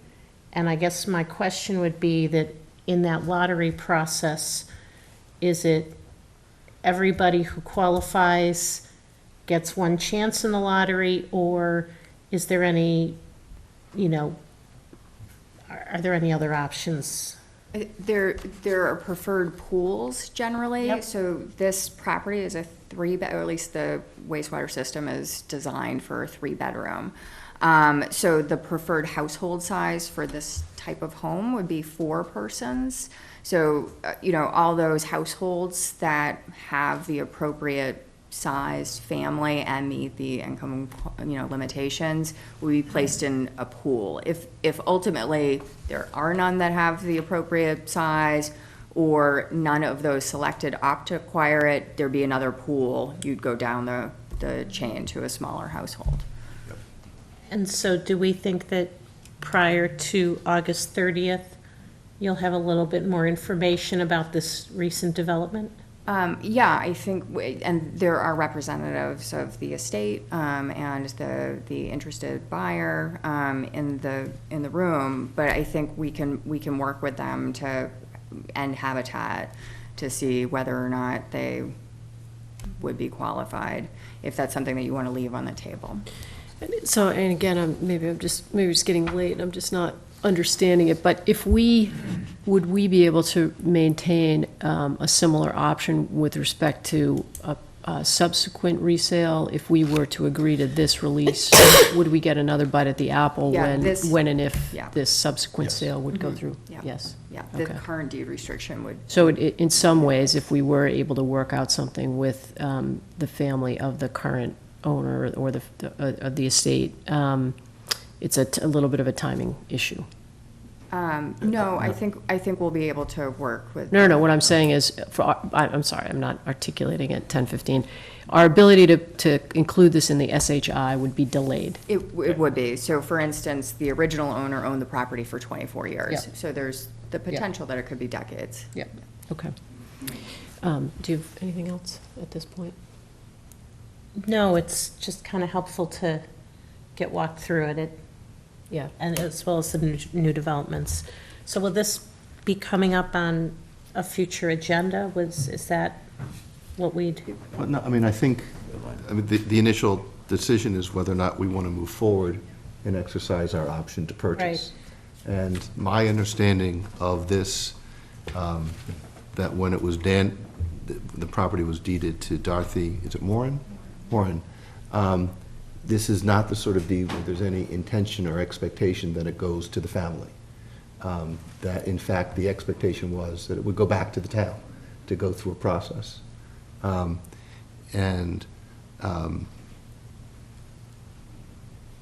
think there's an important priority to make sure that this gets into the SHI. I think it's important that we hear from members of the public who may have comments, and then we can continue our discussion on this. Okay, and I guess the other question would be, to the extent we want some more information, we have some time to deal with this. Is that correct? Okay. Any other questions at this moment? Members of the public like to be heard on this?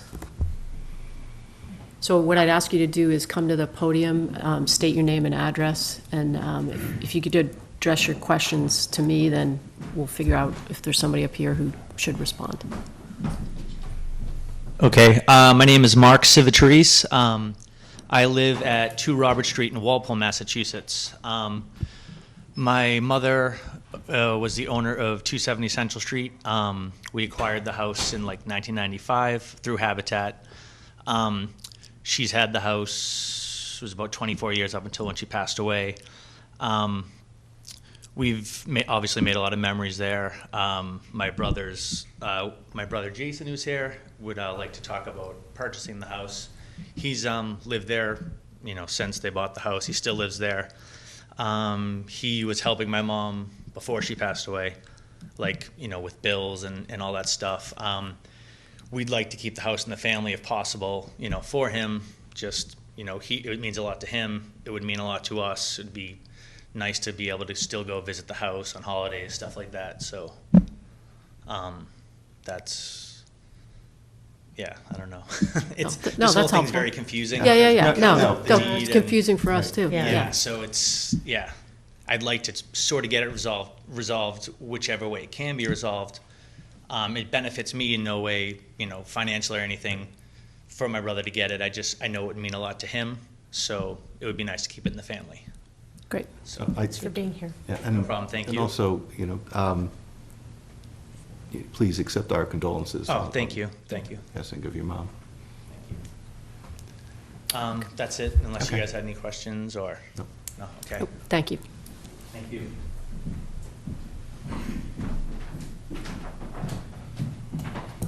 Hi. I'm Jason Moore, and I live at 270 Central Street.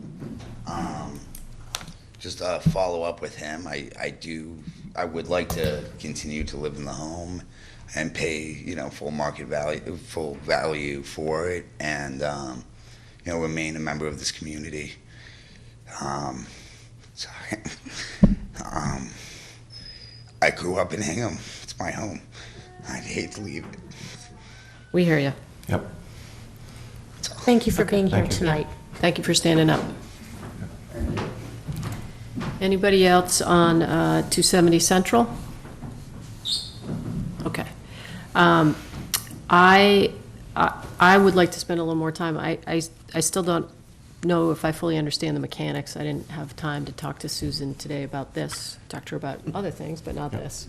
So I'd like to fully understand the mechanics and the options and be able to weigh the alternatives. I do hear you, Joe, but I think there's some things to balance in this equation as well, is where I'm coming from at it. Emily, I might ask, because this will probably come on a future agenda for the board, could you please just notify the Moore and family when this is on? Our meetings are posted on the website and things, but you've got a special interest in this. I'm sure Emily's got your number. Let's just make sure that before this comes up, all the interested parties are notified so that they can be here.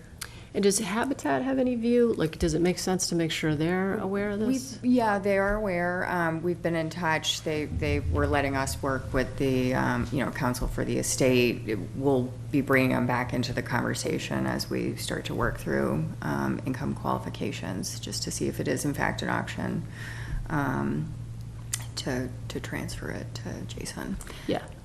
So hopefully we can make some progress over the next couple weeks and maybe come back. Okay, so keep us posted. So I just want to make sure that we're clear when we're talking about income qualification and the status of the home. So as I understand it, under the deed,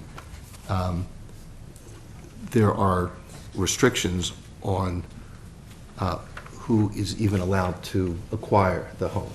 And so the income restriction is not an SHI-related income restriction. It's meeting the restriction in the deed. And then there's also the question as to whether or not it's in the town's best interest to have the town not exercise the property, its rights to acquire the property. And I think it would be, we need to think carefully as to whether or not there was an intention that this property go to the family, or in fact it revert back to the town. And it's my understanding that it was not intended to go to the family. And that, which wouldn't preclude members of the family from participating on an equal basis. But that was not the intention of the grant.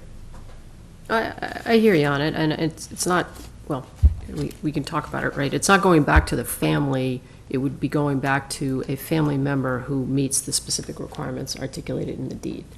So I think I'd at least like to understand whether that's an option. And then, as you suggest, Joe, there's policy questions to weigh in the analysis. So Emily, do you have the information that you'd be able to make an assessment as to whether or not the family could qualify? I've not been provided with any income information. It's also a little bit unclear how many people would be in the household. It sounds like probably 2 adults. So the income limit would be just over $71,000 a year. Okay. Well, let's see what additional information we can get, and that'll inform us. And then I would assume you keep in touch with Tom to let us know when you're in a position to come back with some additional information, keeping in mind if there are milestones that we need to meet. That it's just, as you saw tonight, it's just difficult in the summer to make sure that we're staying on schedule because we're typically meeting every other week. So no, we'll shoot to be back. So when is our next meeting? 13th of August. So do you think the 13th? That would be ideal. I know the executor of the estate has expressed interest in settling as soon as possible, so everybody's working together to a solution. Thank you. Okay. Thanks. Great. Thanks. Thank you.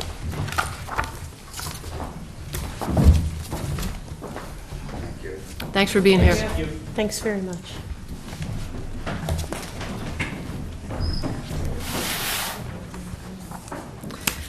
All right, now the moment we've all been waiting for. Our goals and objectives. Do we want to jump ahead to the farmer's market, maybe? We've got some people. Mark, you don't want to listen to the goals and objectives? One of our goals is to support One of the our farmers goals, market.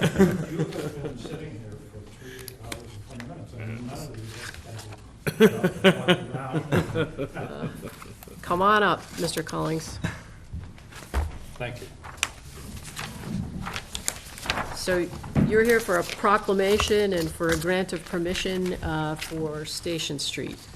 Yes, I am, and I'd like to... Just identify yourself for the... Oh, Mark Collings, 44 Spring Street. I didn't expect to be here and listen to such a serious discussion and an impressive discussion with 5 young men. I was moved. Yeah. I think you all were too, and it was representative of something that I think is very, very fine about this town, the process and the people who are involved and the people who want to do this job. So I'm glad I was here. Well, thank you. I'm Thank you sorry for your it's so patience. late. But yes,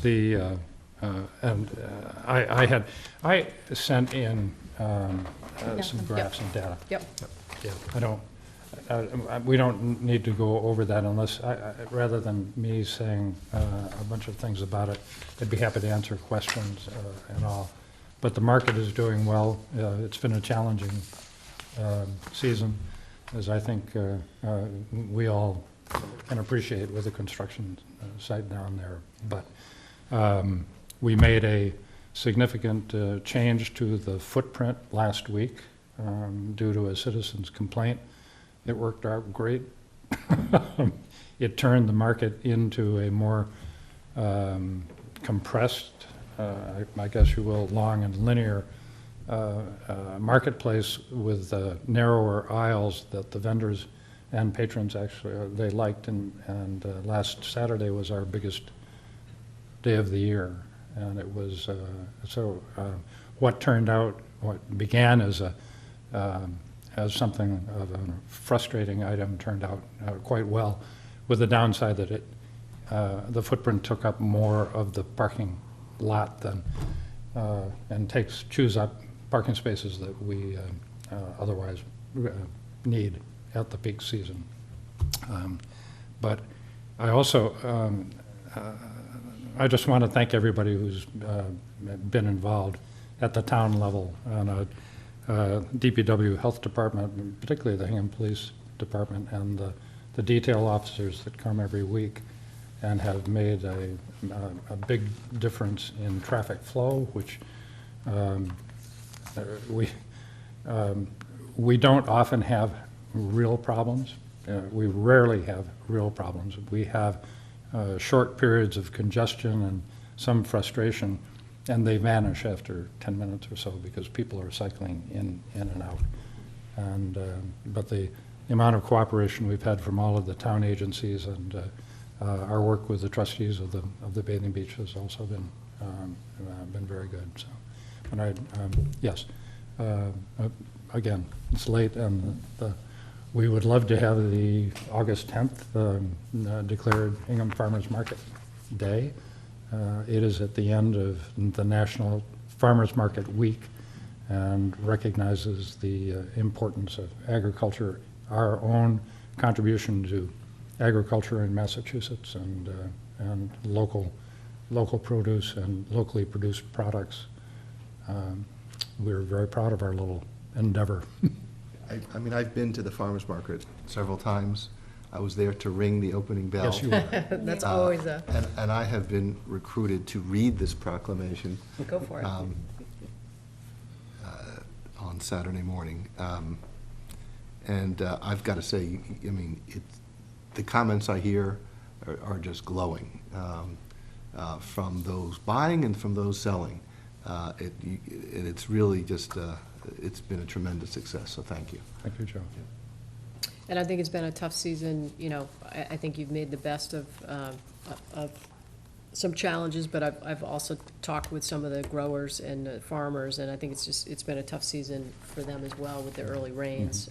And notwithstanding that, the produce is beautiful, and the. It's all in. And the access to the produce is, helpful to the community, and, I think drawing people to the bathing beach, the beauty of the walkway as it's coming together down the harbor is, reminds us why I think we all love to live here, so. I'm always, with this proclamation, Hingham's Farmers Market is in its 42nd season, and it's the third oldest in the Commonwealth. That's pretty amazing. I just never ceases to, it's something. And we have two vendors who've been there from the get-go. That's incredible. Mary Bakujian and Jeanette McKenzie. I also appreciate, Mark, and I know we've talked about this in the past, that great care is given to the types of vendors, so that, sometimes when I'm at different places, you walk into a farmer's market and there's one produce stand and the rest of it is like jewelry and like other stuff like that, which is always very nice, but I appreciate the very conscious effort to have a variety of offerings and to have it be agriculturally based. We're very, and from the get-go, from those of us who got interested in this in the fall of 2006, we were counseled actually by our friends in Cohasset, who've run a lovely market for many, many years, to be very careful about the mix and to be wary of having the market turn into a craft market. fair, yeah. Yes, and the guidance from the Board of Selectmen was always the same, so we are very, that's very important to us. Do we need to read this tonight, or just vote it? You want to read it tonight, Joe, or are you going to read it? Save it as a just read it? surprise? I'd like to save it, if it's all All right. possible. But I would make a motion to proclaim August 10th, 2019 as Farmers Market Day in Hingham. Second. All those in favor? Aye. Aye. Thank you. So do you have an original of this? Can I also suggest you make a vote to sign the proclamation as presented? I move that that the board sign the proclamation as presented. Second. All those in favor? Aye. And I didn't have to say farmer's market once. And I'll make a motion to grant permission to the Hingham Farmers Market to use the Station Street parking lot on September 21st, 2019. Second. All those in favor? Aye. All right. Thank you. Ma'am, if you don't mind, indulge me for just a moment. We have two major corporate sponsors in this town, Hingham Institute for Savings and the Fruit Center. Hingham HIS has been our sponsor for several years, underwriting the overall operation of the market to help keep vendor fees low. But the Fruit Center Marketplace stepped in this year to help us with our SNAP matching program, Supplemental Nutritional Assistance Program, replaced food stamps. The Fruit Center, I think, for many of us, has, for years and years, been a very strong community partner. For them to come forward and help us in a very significant way, we're doing significantly higher business with our SNAP clients, and it's been terrific to have a local food purveyor come in and give us a boost to help increase SNAP patrons' purchasing power at the market. And we are not Stop and Shop. Our prices are significantly higher, and this helps. And people come from all over the region to use the market. Anyway, thank you. So Mark, what is the time for this? Because as you know, I think a number of people had wanted it a little later, like 10 o'clock. I heard from wants to somebody come? who's close to you. Yes, my wife. and her friends from yoga school. Yes, well, we can make adjustments. So shall we say 10? That's good. If anyone else wanted to do it rather than me. No, you're I'm out of town, I'm out of town. All right. And then, Tom, do you have the original for us to sign? It's up back there? there, Okay, yeah. great. Thank you. Thanks, Mark. Thank you, Mark. Appreciate it. Good night. Laura Burns, the last person sitting. Last person standing. Last person sitting. All right, we have sort of the introduction of our goals and objectives. We've talked about it for the last, I don't know, 3-4 weeks. We've taken a look at prior versions of goals and objectives that Mary authored as a sort of guiding framework for our actions. One of the things I learned, and am still learning, frankly, is that we all have a lot of ideas. There's a lot of activity. You heard from Mark just now. This is a community of doers. And so the question becomes, with the limited resources, including the time of the members of the Board of Selectmen, how do we coalesce around some things that we want to execute well? And the thing that, again, that I had to learn was that sometimes there's not a lot of choice around those activities. And nonetheless, it's, I think, also important to try to aspire to continue to, think big about what the board can influence in town. So I don't know if my colleagues have sort of some concepts or projects or items that they'd like to kind of throw out there, and we could maybe revisit this on the 13th and kind of, again, sort of coalesce in our minutes around some items that we may want to be spending some time on. I don't know whether you had any particular thoughts you wanted to share, or. Well, I had a couple, and I wonder if maybe, Tom, if, for the next time we come in, maybe to kind of get some of these, I'm ready to go. ready to go. Yes. Because I think that might be kind of helpful, and maybe even getting them to us in advance so that we could sort of look at them and umbrellas. But, so they're kind of four things that have jumped out at me. Obviously, I think one of our goals and objectives has to be the transition of the water company. I had that. I had that on my list. That's one. You got it. Just along the lines, we just had the Affordable Housing Trust in, but to me, I don't know what the objective looks like. I think the Affordable Housing Trust would be key in its implementation, but sort of what are our next steps with affordable housing? And I'm kind of focusing on like the what's, the ideas, not the how, not the solutions. And then two others. There's been a lot of talk about a long-term financial plan, and last year the board, we did an analysis that kind of said to everybody that as you look at the long-term capital needs of the town, and you can get to $100 million very quickly. You can get to 150 pretty quickly.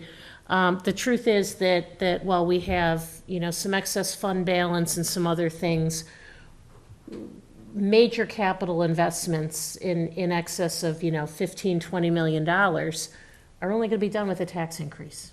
There's just, that's just the math. I struggle a little bit with what a long-term financial plan looks like, because I think in the next 3 months, we're going to get a decision from the MSBA that could swing the cost of foster school pretty significantly. But I do think I hear the advisory committee, I hear people saying, we've got all these kind of projects, how are we going to pay for them? And so I think maybe at a minimum, it's a little bit more socializing and making people aware, because the big question in my mind, I don't know about both of you, but we could create a plan till the cows come home. The real question is, what sort of an appetite do the taxpayers of Hingham have for some of this?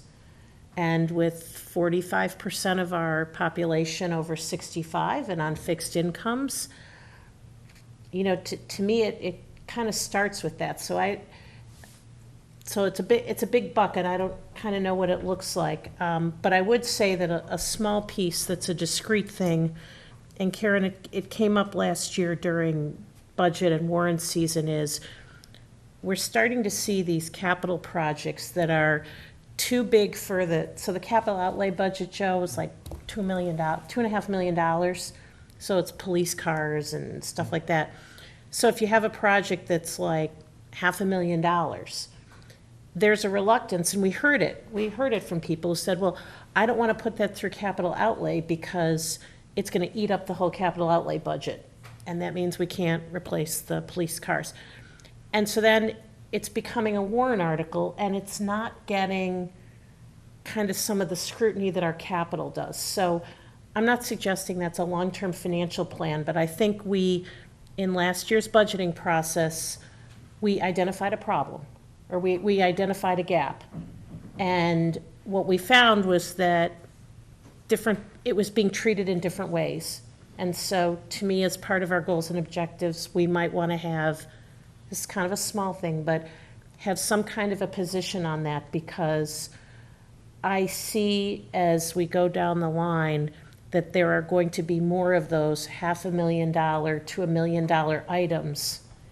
And to the extent that they're become warrant articles, they're not necessarily getting the vetting. And then what they're also doing is they're eating up the debt capacity that we're trying to create to help us pay for some of these bigger things.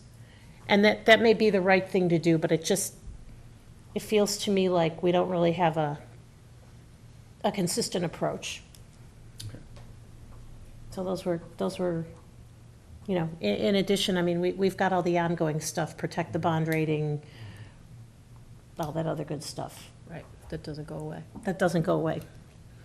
Joe, anything particular? Well, you've hit 3 items that I had on my list. I would add, for one of my goals, is really making sure that we're properly addressing how we preserve the historic nature of the town. Second, really looking at ways, at housing issues, not limited to affordable housing, but also ways that families can age together. Yep. Which some of our zoning creates issues there, and that may be part of the master plan analysis, but I'm keeping that on my radar. Development of the waterfront is also high on my list. And then as part of the financial aspect, I think, Mary, you've raised this before, is continuing to pursue grant opportunities. The dredging grant we got of $2 million is huge. And just to make sure that we have, on an ongoing basis, that we're participating in those grant opportunities. Yep. Okay. Tom's going to ask for a grant writer again. We just got $2 million. What do you people need? What have you done for me lately, right? That's good. So those are all on my list as well. I guess I'd add a couple others, or maybe just a nuance around the capital planning. As you know, I think we both expressed some frustration along with Paul in some of the larger capital projects peeling off and becoming warrant articles, and what does that do to the capital plan? The Capital Outlay Committee spends a long time developing a capital plan, and so, to take stuff out of that methodical process and evaluation by folks that spend, and have spent considerable years with the capital plan was concerning to me. And it may not be wrong, but sort of what criteria do you use to evaluate when those things get pulled out? And, is our $2 million capital outlay budget reflective of what the capital needs are on an annual basis? And do we, need to think about that? And then, and I know the advisory committee had discussions around this as well. I had an opportunity to talk with Victor Baltera, who's the incoming chair of the advisory committee, about capital planning, and this goes to your point, Mary, the long-term financial plan dovetailing with creating capital priorities, and are we operating at a best practice level when we're doing that? And would it be worthwhile to put together a couple people to take a look at what other communities do, or think about capital planning and financial planning of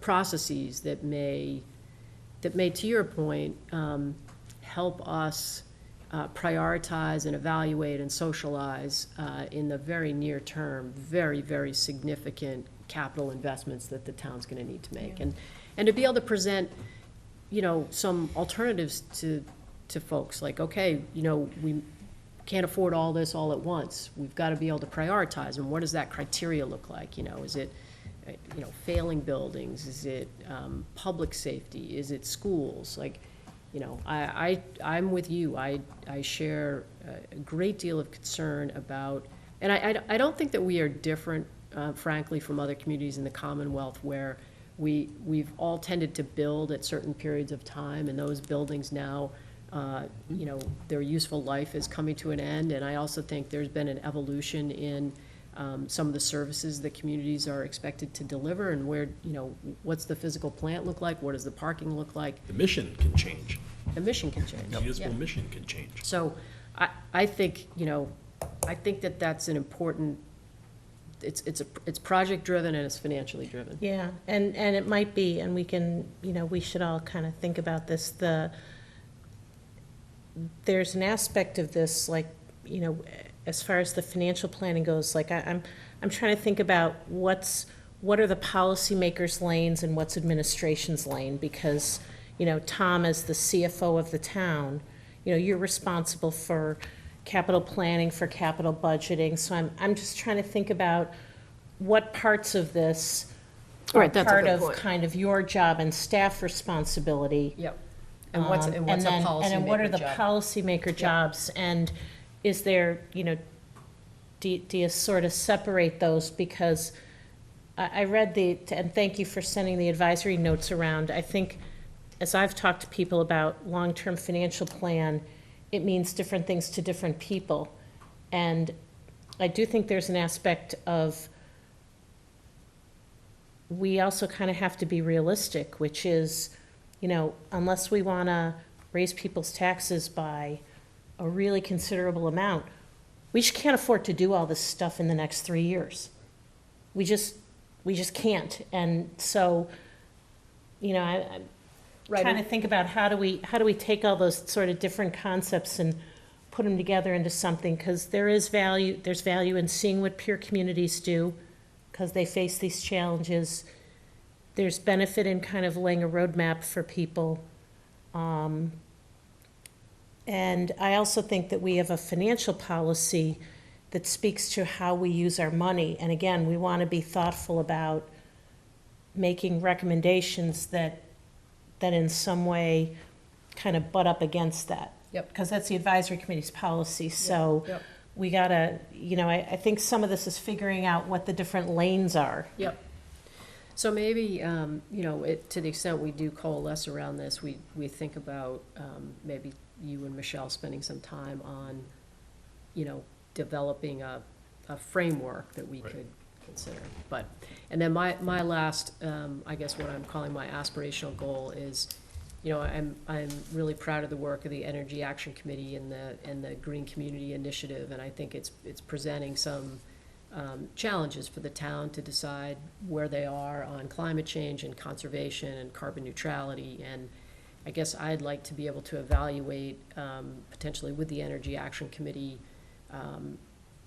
continuing that conversation, and, you know, kind of coming up with a roadmap for sort of further engagement on those issues. Again, within, you know, in my mind, what I'd ideally like to do is use the expertise that we have on the Energy Action Committee. But, you know, again, it's one of those kind of potentially more global efforts, but one that, you know, I think we could lose it if we don't prioritize it. And so that's on my list as well. Anybody else from us? Because I think Laura probably, do you want to say anything, or you?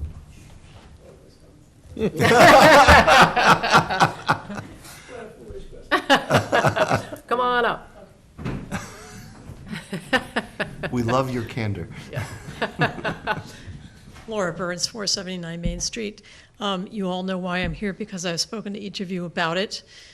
Since I left the Board of Selectmen, I asked myself what I wanted to do with my time, and I concluded, after thinking about it for about a year, that I thought that I would like to be involved in working on climate change, because it is a real thing that will affect everyone on Earth and everyone who comes after us. And I thought, that way I can help the most people. And so I have been working on it for the last 5 years, and I feel that it's time that the town, in order to even see our part in this picture, we have to take a step back from these great goals that you guys all laid out just now, which I thought were all amazing and wonderful. And I'm glad there's unlimited time and resources to do all of those things. So, but in order to even see our role in this picture, we really do have to back up a little bit and see what our role is in the world on behalf of our grandchildren and everybody else's grandchildren too.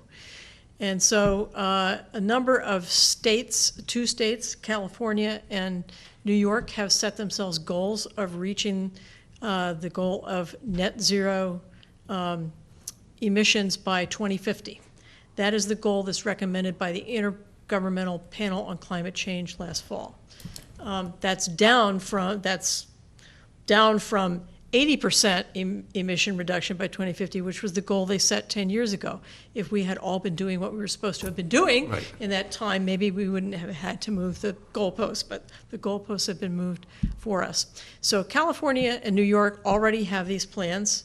Our own state rep, Joan Moschino, has submitted a bill to set that goal for to update our Global Warming Solutions Act, which was based on the 10-year-old recommendation to be in keeping with current science, to recommend net zero by 2050 for the Commonwealth of Massachusetts. And it has been reported out of committee and is now in Ways and Means, and I think it's got legs, and I think we may be the 3rd state to make that commitment, which would be amazing. And there are also towns in Massachusetts who have also done the same thing. I know of Concord and Belmont in particular, but I know that there are other towns that have taken this on as well. And so I don't need to explain why this is important. I'm sure. I can't think of anything more important. And we do have a role to play. And I don't want to tell my grandchildren, which I don't have any of yet, that when the time came, I didn't do my part for any reason. There is no reason that I can think of why I would want to be in that position. And so I see how hard it is to imagine that it's a very big, complicated thing. It involves commercial, residential, and governmental sectors. It involves transportation and heating, along with, of course, electricity, which might be the most straightforward for us to deal with since we own our light plant.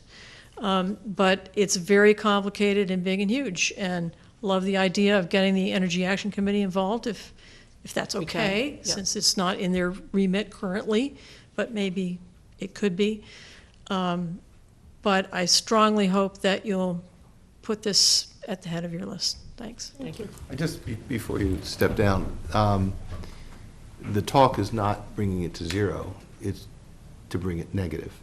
And by that I mean that they're finding what we all knew, that if you have like lots of trees, all of a sudden they're absorbing it and you can make a difference. And I think We're Tree City. The open space commitment that this town has made, we should expand on. Yeah. And it's something we're going to need support at the state level, because there's still a lot of push that if there's space available, fill it with concrete and other things as opposed to trees. So I think we're with you on this.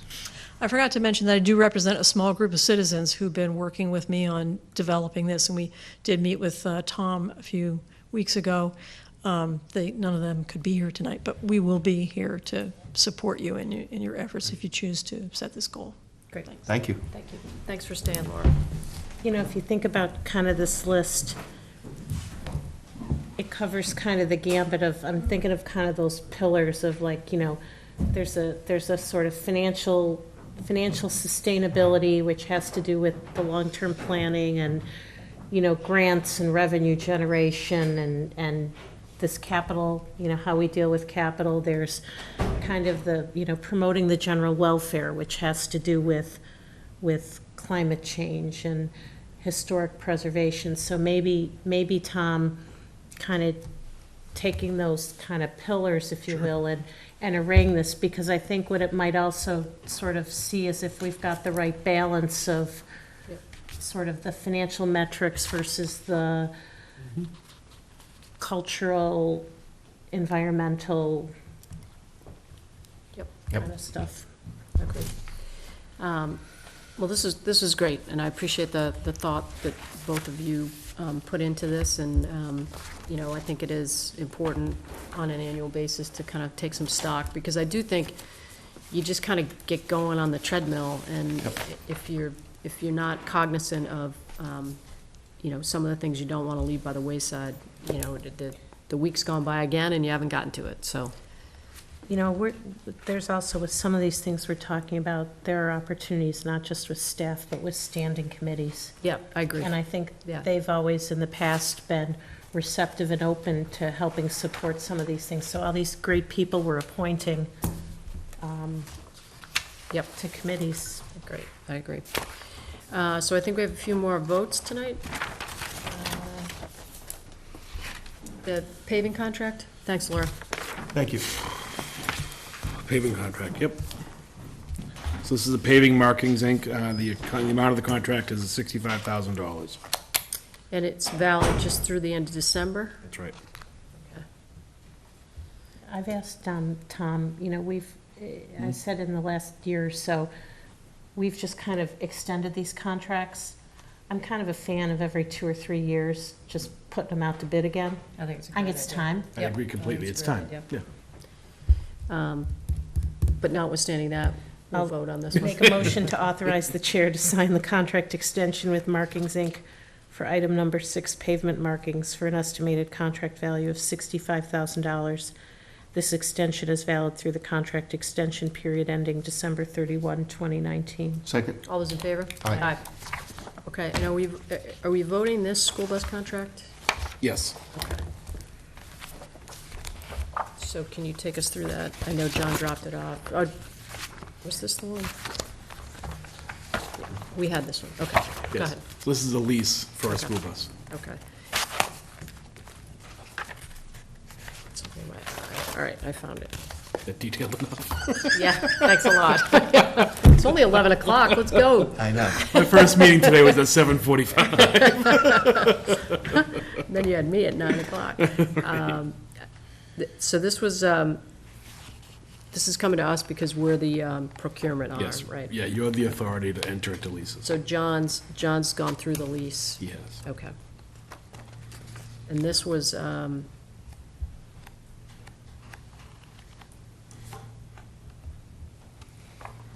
okay. Any questions from my colleagues? No. Okay, I'll take a motion.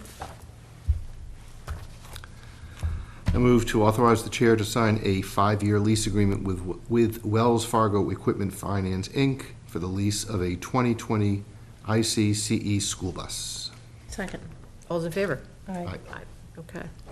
And do we have, does anyone have any appointments? I know we have to revote one, so I'd accept a motion to appoint Morella to the Hingham Public Library Board of Trustees for a 3-year term ending June 30, 2022. We expressed the wrong term last time around. Second. All those in favor? Aye. I would make a motion to appoint Jim Taylor to the Water Transition and Evaluation Committee for a 3-year term ending June 30th, 2022. Second. All those in favor? Aye. And I'd make a motion to appoint Scott Sear to the Water Transition and Evaluation Committee for a 2-year term ending June 30, 2021. I would point out that the goal here is to have staggered terms, and the staggered terms would be someone having 1 year initially, and then going into 3, and then 2, and then 3 years. In my discussions with the moderator, he was going to have one of his appointments be for 3 years, as we have also done a 3-year, to have his other 2 to be for 2 years, and so our remaining appointment would be for 1 year instead of 2 years for Scott. Okay, so 2020. I just want to be clear, though. Yep. These are for staggered 3-year terms, and so this would Yes. not preclude someone from being appointed. Because as we've talked to this committee, Yeah. it is our intention that they complete the charge. These 5 These people. 5 people complete the charge. The continuity and the expertise that they will build up over their tenure serving, I think is really important. And so as I understand it, we would be reappointing somebody who fills a 1-year term. We would then reappoint them. For a full For 3-year 3 term. years. So it will be important to convey Convey to that. them. Yes, that's right. Our expectation that they gotta, Right. as Mr. Hartman said, they gotta finish the mission. That's right, that's right. And at the same time, I think we have an expectation of how long that mission will last, and it may last longer than we expect, that there may be more than one transition.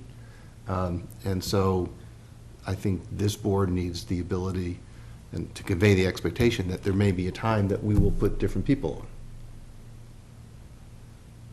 Yeah, I just want to make sure that in particular, this appointment of Yes. Scott, that he knows that Yes, the expectation is that we Yeah, he- appoint him that this yeah. is just a mechanic. Right. This He is he does a- not get to escape after. Right, that's the Exactly. point. And then I think we've Yeah. talked to them all in there, yeah. So I should Yes. modify that to make a motion to appoint Scott Steer to the Water Transition and Evaluation Committee for a 1-year term ending June 30, 2020. Is that correct, Joe? It would be Yes. 2020, right? Yes. Second? All those in favor? Aye. Any other appointments tonight?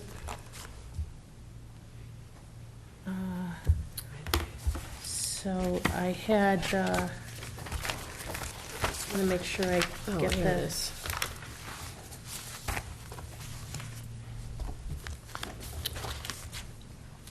I'd actually,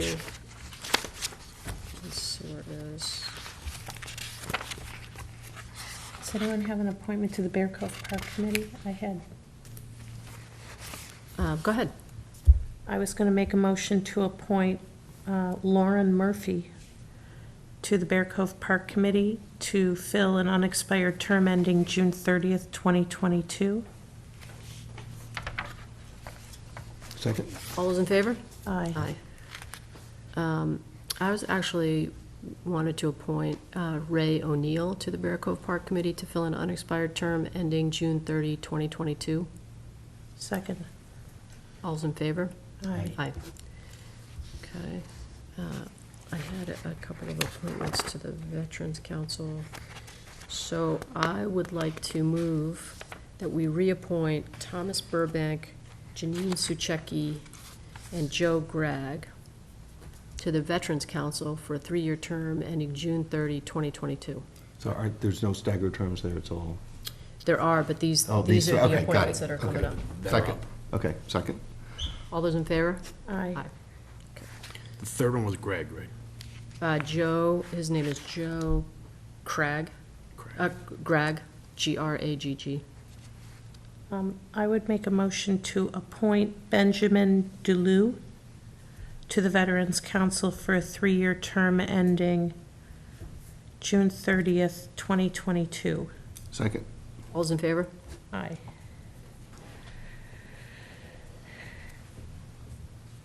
I think we've got other appointments to make, but we need to, do you want to coordinate those? Did you want to? I had- There's I don't know if there's any others. Like for the scholarship fund? I wouldn't do that one. Okay. Maybe the audit committee might be some place where you Yes. guys could consider. I don't have my list for that. I had a thought for the audit committee. I would move that we appoint John Deely to the audit committee to fill an unexpired term ending June 30, 2021. Second. All's in favor? Aye. Did we have somebody for conservation? I know that I know I have some of We them. there's did. been some interest I thought we in, appointed that, we did that last time. I had a name, but I thought we didn't do Crystal Kelly last time? I don't believe so. I wasn't here, but I don't believe that happened. I don't believe so. I don't believe we made conservation I appointments think last there time. was, So if you okay, need to do it again, it's no harm done. okay. Let me just make sure I've got my, right, so, and what would that term, that would be expiring 20? Terminating June 30, 2022. That's So open for the term seat. expiring June 2022, I would nominate Crystal Kelly to the Conservation Commission. Second. all's in favor? Aye. Aye. I think that's it for tonight, unless somebody else has anything else to offer. In light of the hour. Yes. I'll let you off the hook, Tom, unless you have something. You know what, Any the- report just you on the Concom, I'm just looking here, and the 2 vacant position, oh, I see, never mind. We get it? It is, yep, it was an expired this year, so 2022 is fine. Okay. Are we prepared for a motion to adjourn? Music to my ears. I did want to say just one thing in a report form for anyone that's still up listening. But we started out the night talking about speaking to Ken Corson, our harbor master, and we all had such wonderful things to say about his efforts. We had this session with the Lieutenant Governor on July 23rd, last week, I believe. And to drill home what Ken did for Hingham, that's $2 million. $2 million that we otherwise would have to borrow, or that would, in essence. Be spending it. We would be spending a straight $2 million. There's no accounting there that lessens that fact. That's $2 million. This wasn't a $5,000, $10,000 grant, $2 million. And, I sat in a ceremony where the Lieutenant Governor was here very proudly and appropriately giving out grants to other communities. And they all worked very hard, and they were very proud of their $100,000 grants. And there we were I was sitting next to Ken Corson, who managed to secure for the town a $2 million grant. Significant dollars. It takes a lot of skill. It takes a lot of passion. He has that in spades for our harbor. This is an educated man. He's a lawyer. He could do a lot of things in his life, and he's dedicated it to us, this town, and that harbor, and we're lucky to have him. Well said, Tom. Yes, I mean, I was at that ceremony as well, and I gotta tell you, he's very impressive. He sure And, is. Whatever we can do to extend our thanks, we've gotta do it, because Agreed. He's great. Agreed. And with that, I would make a motion to adjourn. Second. All's in favor? Aye. Good night, everybody.